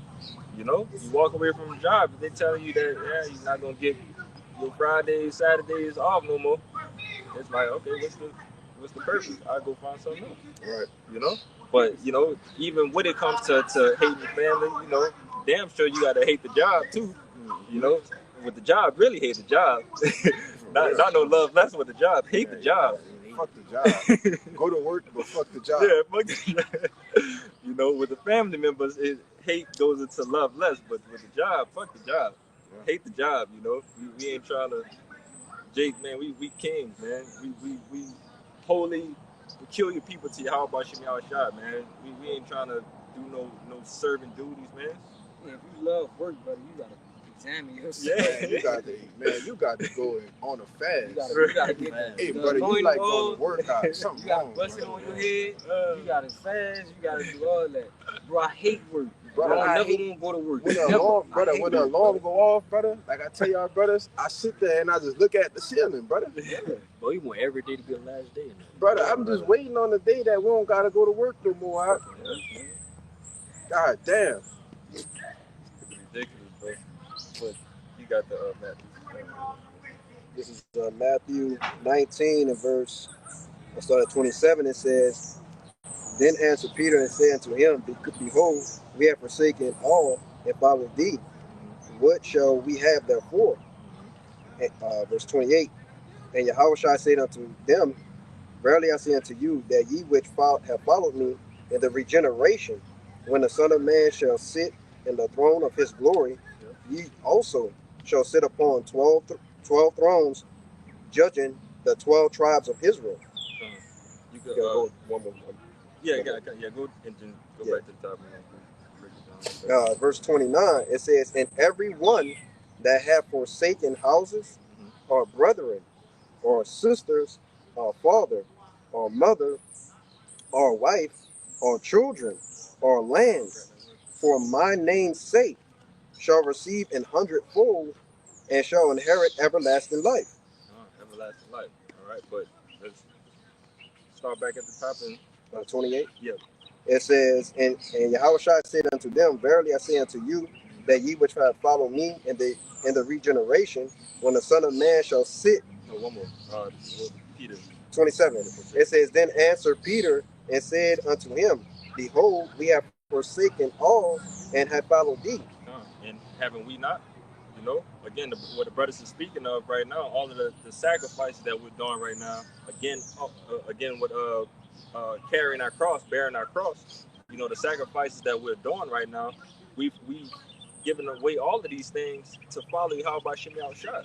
All right, again, because what got brothers that was in the NFL, they had brothers that had the potential to go to the NFL, brothers that had potential to go to the NBA, brothers that was probably in the NBA, brothers that could have been making musical careers, and they've forsaken all of these things, these temporary things, you know, just to follow how about Shimmy Shot. Millions of dollars. Millions of dollars. Millions of dollars. Yes, brother. Just to come follow the Lord, brother. Because they understood the greater glory that was at hand, man. All right? So what's the small shit that's holding you back, man? Yeah. You know? But continue. Verse 28. It says, And Yahushua said unto them, Verily I say unto you, that ye which have followed me in the regeneration, when the Son of Man shall sit in the throne of his glory, ye also shall sit upon 12 thrones, judging the 12 tribes of Israel. You know, in that regeneration. All right? Because again, Peter knew that they wasn't going to be at that time, you know, receiving all of this. All right, so what that regeneration goes into with the reincarnation, you know, ultimately, and you know, he ultimately knew at the end of time. That's the question that he's asking. All right, in the time that we are reincarnated, you know, what are we going to receive? You know, how what we're going to get for doing this beautiful duty, you know, unto you. Continue. Or what you they got a little bit, that verse 29. And it says, And everyone that have forsaken houses, or brethren, or sisters. It's like the last bit of the previous verse. What is that? It says, Ye also shall sit upon 12 thrones, judging the 12 tribes of Israel. Yeah, and that's what the reward is. All right, the reward is for us to be, you know, of that judging body, you know, that the 144,000 of the governing body. That's what I meant to say. It's like the water. But you know, that's what we're striving for, to with the reward of leaving everything and following you. How about Shemi Shah? All right. Again, what the brother brought out in the Matthew, but the one really in Revelation, that the Lord is coming back and giving everybody reward according to their doing. You know, roughly paraphrasing. But you know, that's what we're going to receive, man. And that's a beautiful beautiful exchange, you know, for the suffering that we're gonna have to go through. But finish it off. Got that word forsaken for you. Yeah, he about to get it, and then you gonna get the word. That last verse. Verse 29, and everyone that hath forsaken houses, or brethren, or sisters, or father, or mother, or wife, or children, or lands, for my name's sake, shall receive 100-fold, and shall inherit everlasting life. Everlasting life, man.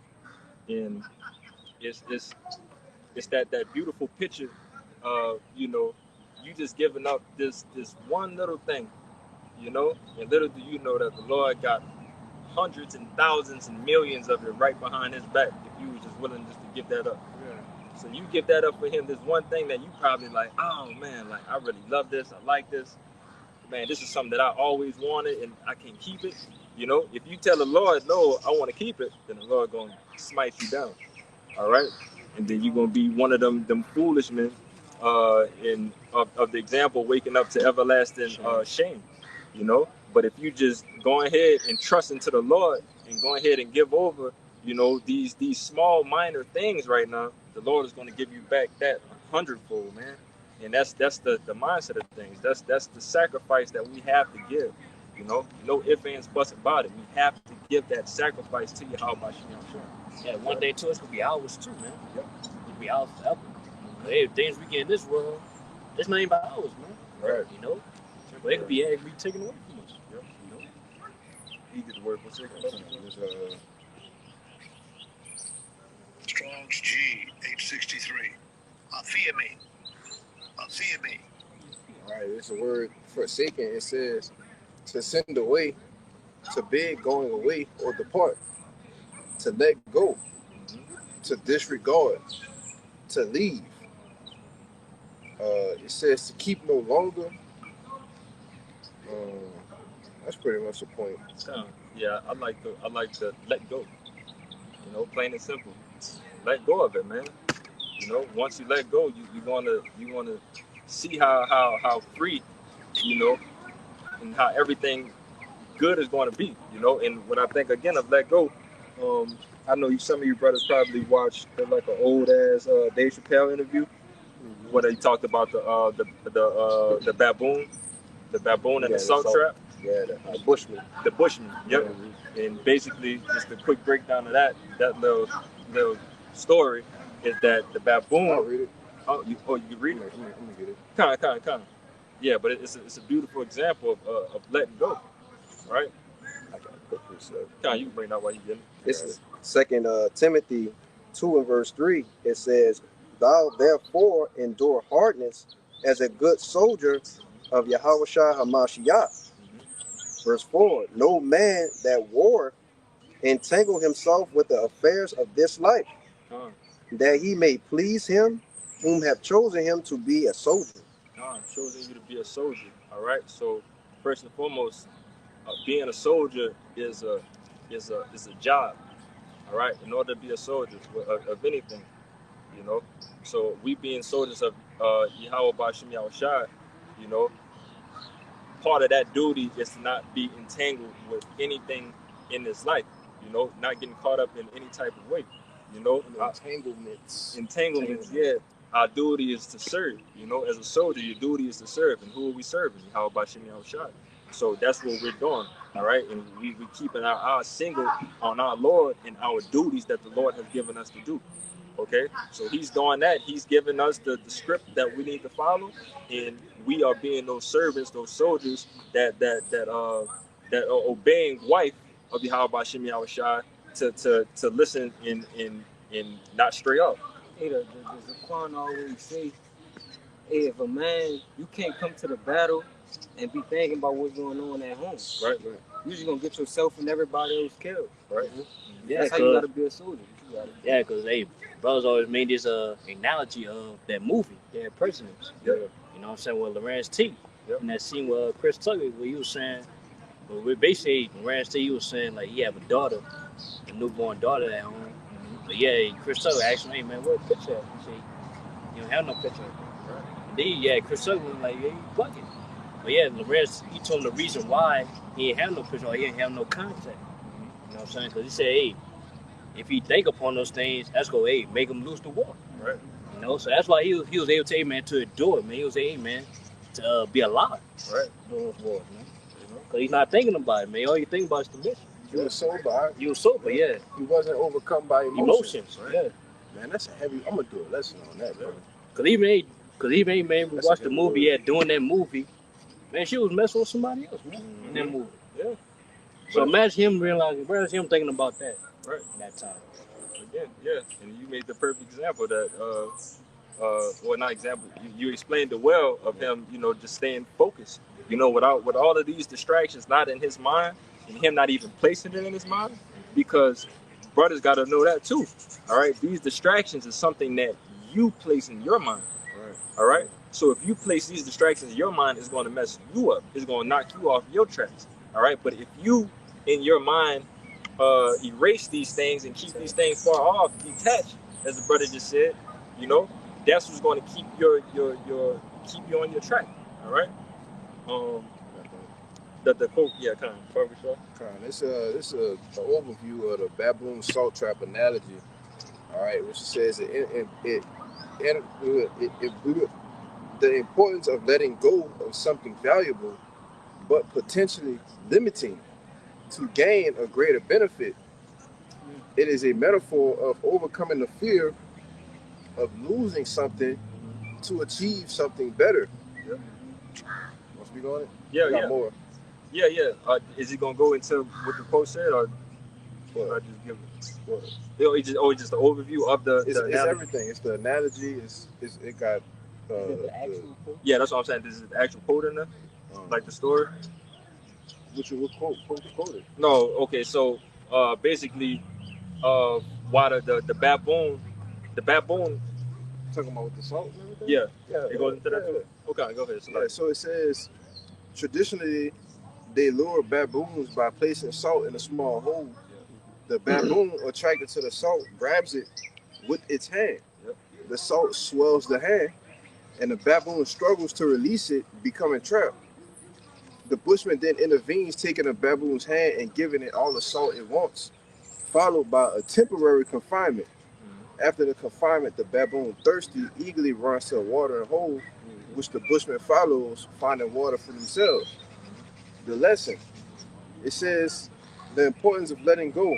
Just as the baboon must release the salt to find water, people must sometimes let go of perceived gains or attachments to achieve greater long-term success or satisfaction. And again, that was the point, you know. So really, all that baboon had to do was let go. All right, because his hand's swelling up with that salt, he can't pull it out. But that baboon, so greedy for that salt and getting everything that he want out of that, you know, whatever benefit that they get from it, all he got to do is let go, and that's nothing but just opening your palm and relaxing your hand and pulling out the trap. Yeah. But again, you know, that's the full circle of it. You know, that's what people in this world cannot do. All right, and that's what the Lord requires us to do. All right, just go ahead and let go, man. He ain't really holding on to You're not shit. even holding on to nothing. Yes, brother. Nothing at all. Nothing of value at all. You know what I'm saying? So, again, for us, it's a no-brainer. You know, for others, it's a stumbling block. You know, and it's you just gotta, you know, pray for it. If that's a stumbling block in front of you, you know, pray to the Lord to open your eye cells and make you understand that letting go is good. Yep. All right, letting go is one of the best things that you could ever do in this world. All right, and again, it's like for me being long with it, but you know, I just think about, you know, even family members of mine, of just wondering, you know, why just out of nowhere it just seemed like I don't care about making a lot of money and doing this and that and doing all this and so on and so forth. Why you not working as hard as that you know that you could do? It's because, man, I got better things I need to be doing, that I need to be focusing on. You know? Yeah, we chasing after a bigger picture. All right. This is Romans chapter 12 and verse 1. It says, I beseech you therefore, brethren, by the sure mercies of God, that ye present your bodies a living sacrifice, holy, acceptable unto our power, which is your reasonable service. Reasonable service. Verse 2, it says, and be not conformed to this world, but be ye transformed by the renewing of your mind, that ye may prove that which is good. It's like a what that is good and acceptable and perfect will of God. You got it there, bro. Yeah, so you know, us brothers and our brothers, you know, coming into the truth, gaining the knowledge, wisdom, and understanding. What does Scripture say, man? It says, you know, we can't conform ourselves to this world, man. You know, and when you think about the conforming, or what the Scriptures say about touching, you know what I'm saying? It's basically being making a friendship or covenant with the world, man. Yeah, becoming one. You become one when you join a joint, or the Scriptures talk about touching something. It's two things coming together. Okay, so in like manner, we're supposed to do the exact opposite of that, man. You know what I'm saying? And a renewing of the mind is what? The Scriptures, man. And particularly the truth of the Scriptures. Okay, you know, the Lord's given us this. The Scriptures talk about the treasure in earthen vessels, man. Yeah. Okay. If I can say, because but you can't get none of that until you do what? Make your body a living sacrifice. Yeah. None of that don't come until you make your body like you brother. You died for sacrifice. Yeah. Right, and the Lord say it's reasonable. It's reasonable because He could just, you know, offer you. You know what I'm saying? But He said this is a reasonable service. Yeah. You offering your body as a living sacrifice. Yeah, that's our purpose. Yeah. You know, because we thought we was in the world. We thought our purpose, man. We thought our purpose was to be successful in this world. But yeah, the Lord renew us in the mind, where He transform us to what, hey man, you renew us to, hey man, now we our purpose. Yeah. How we do that? Like, hey, my boss conform to His ways, man. Brother, think about this, bro. It's like, you want to say something real quick? No, I was just about to say this because the sacrificing is the letting go. Yes. To, you know, because the sacrifice, you might care about this and care about that, but to put it off is to let it go in order for the what? To achieve, you know, the bigger picture. Yeah, but, you know, just to say real quick, man, just think about that, man. Again, something that we never thought that we was looking for. The Lord placed us in front of it, placed us in front of this to do this job, to receive everything that we was looking for, you know? But again, all that being said, the Lord, He basically, imagine, you know, back in the world, Jake felt like they was losing in his life, man. Jake felt like we was doing something wrong because somehow these people making six figures and millions of dollars and going on TV and doing all this and that and the third. And that used to have Jake kind of messed up for a second. Like, damn, he made it to the league. Damn, I was better than him. You know, all this stuff going on. But then all of a sudden the Lord sits you down and give you this beautiful gift and turn your head around and tell you like, hey, you actually winning right now. Yeah. You winning and you about to receive the biggest gift that you could ever desire if you just continue to walk this way, you know. But it's just beautiful. Brothers gotta, you know, really take that into their mind that, you know, this is a beautiful opportunity, the best opportunity, the golden ticket that the Lord has given us, man. It was beautiful that the opportunity was for us. Yep. Us only. Yes, brother.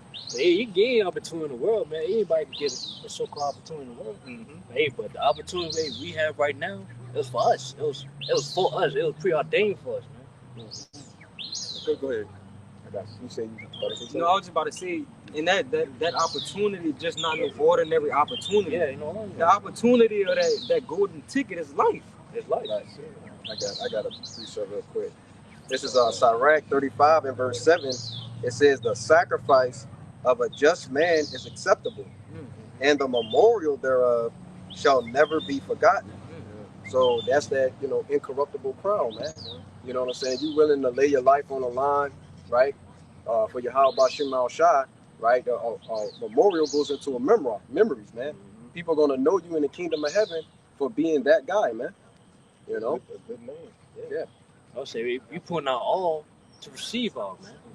In a sense, man. Because everybody else, when they put in all into this world just to lose it all. You know, but yeah, hey man, we putting all outside. Hey, well, I think it's a cool saying. Greatness comes from sacrifice. Definitely. You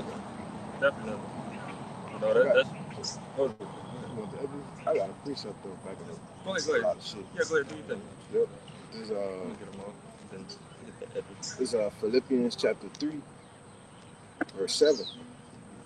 For what things were gained to me, those I counted loss for Mashiach. Yea, doubtless. So ain't no doubt. Doubtless. Doubtless. I count all things but loss forsaken.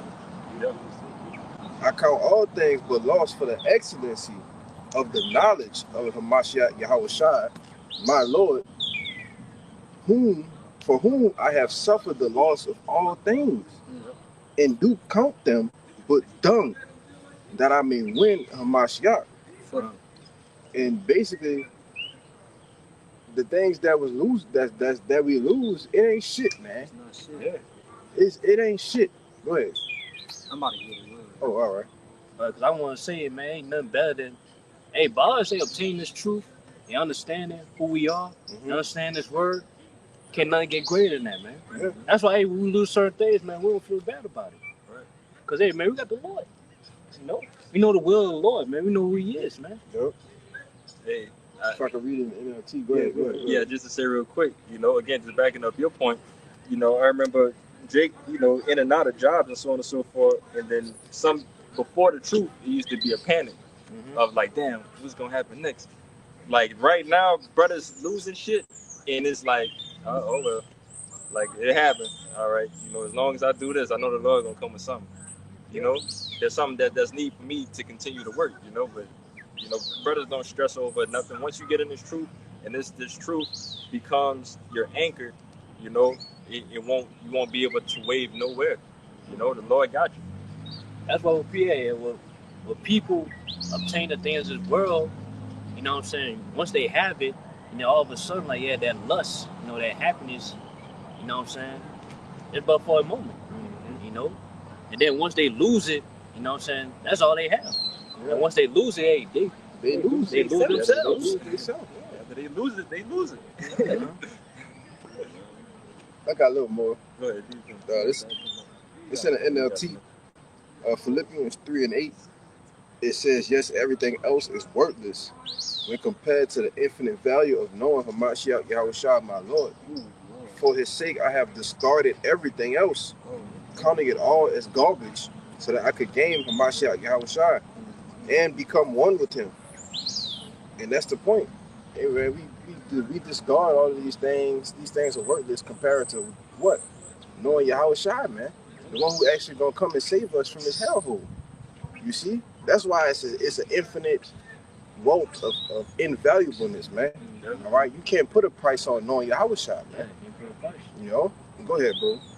Jake, get that cheat code, man. That Grand Theft Auto automatic money. L2, R2, L1, down, X, O, L2, R2, star. Left down, right up, left down, right up. Yeah.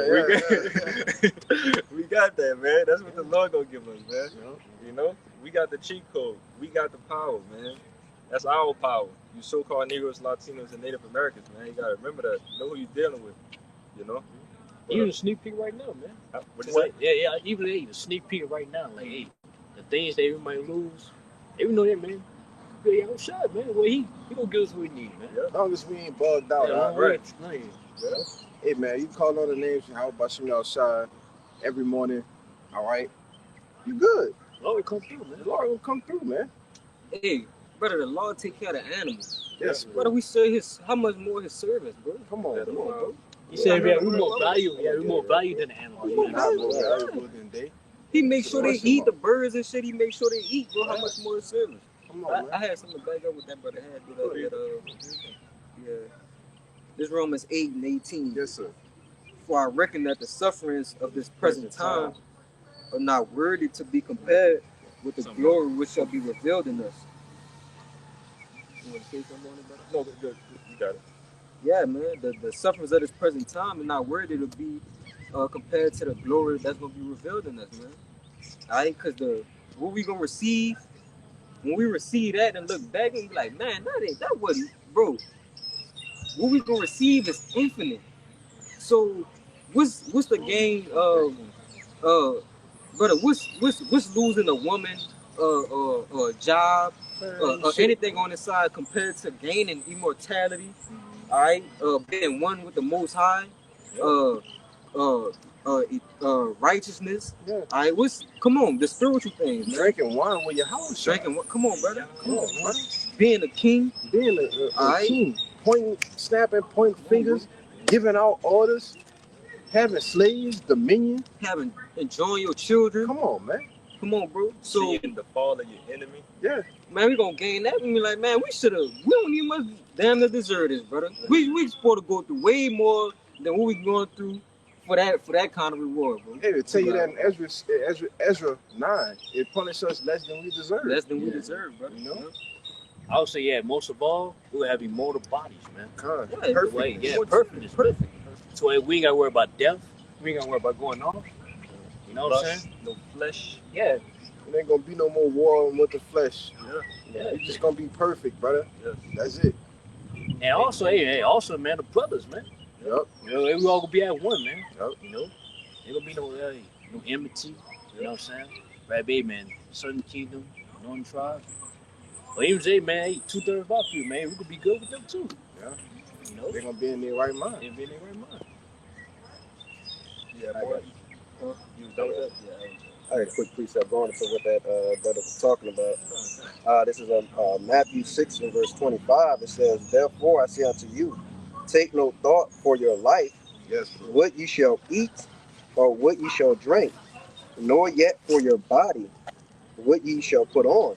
Is not the life more than in meat, and the body than raiment?" Verse 26, "Behold the fowls of the air, for they sow not, neither do they reap, nor gather into barns. Yet your Father which feedeth them, are ye not much better than they?" Right. So, going into what the brother Nahoya was saying, man, the Lord has made a plethora of different animals. You know what I'm saying? It tells you everything he made is good. You know what I'm saying? And he loved those. So how much more do he love his closest creation, man? Which is the sons of God. I would say, you bring an example, they the fowls. Yes. On the birds. Right. Hey. So the Lord has the worms come up from out the ground specifically so the birds could eat that day. Right. And that's their food. So how much more for us, in our times of trouble, We over the beast. Right.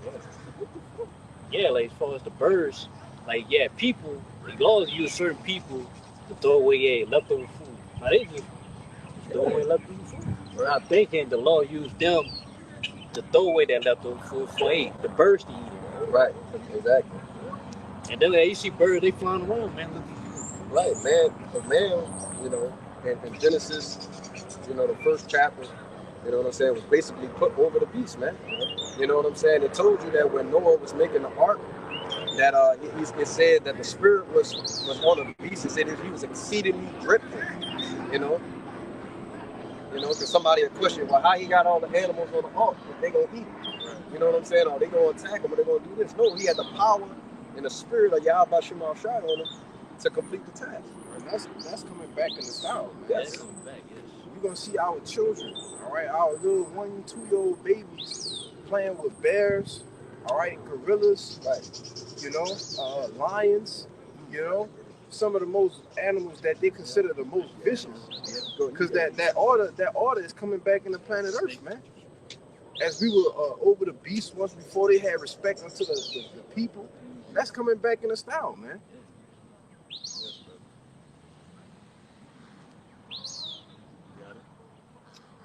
Well, I said, man, Jay don't know how great the king will be, man.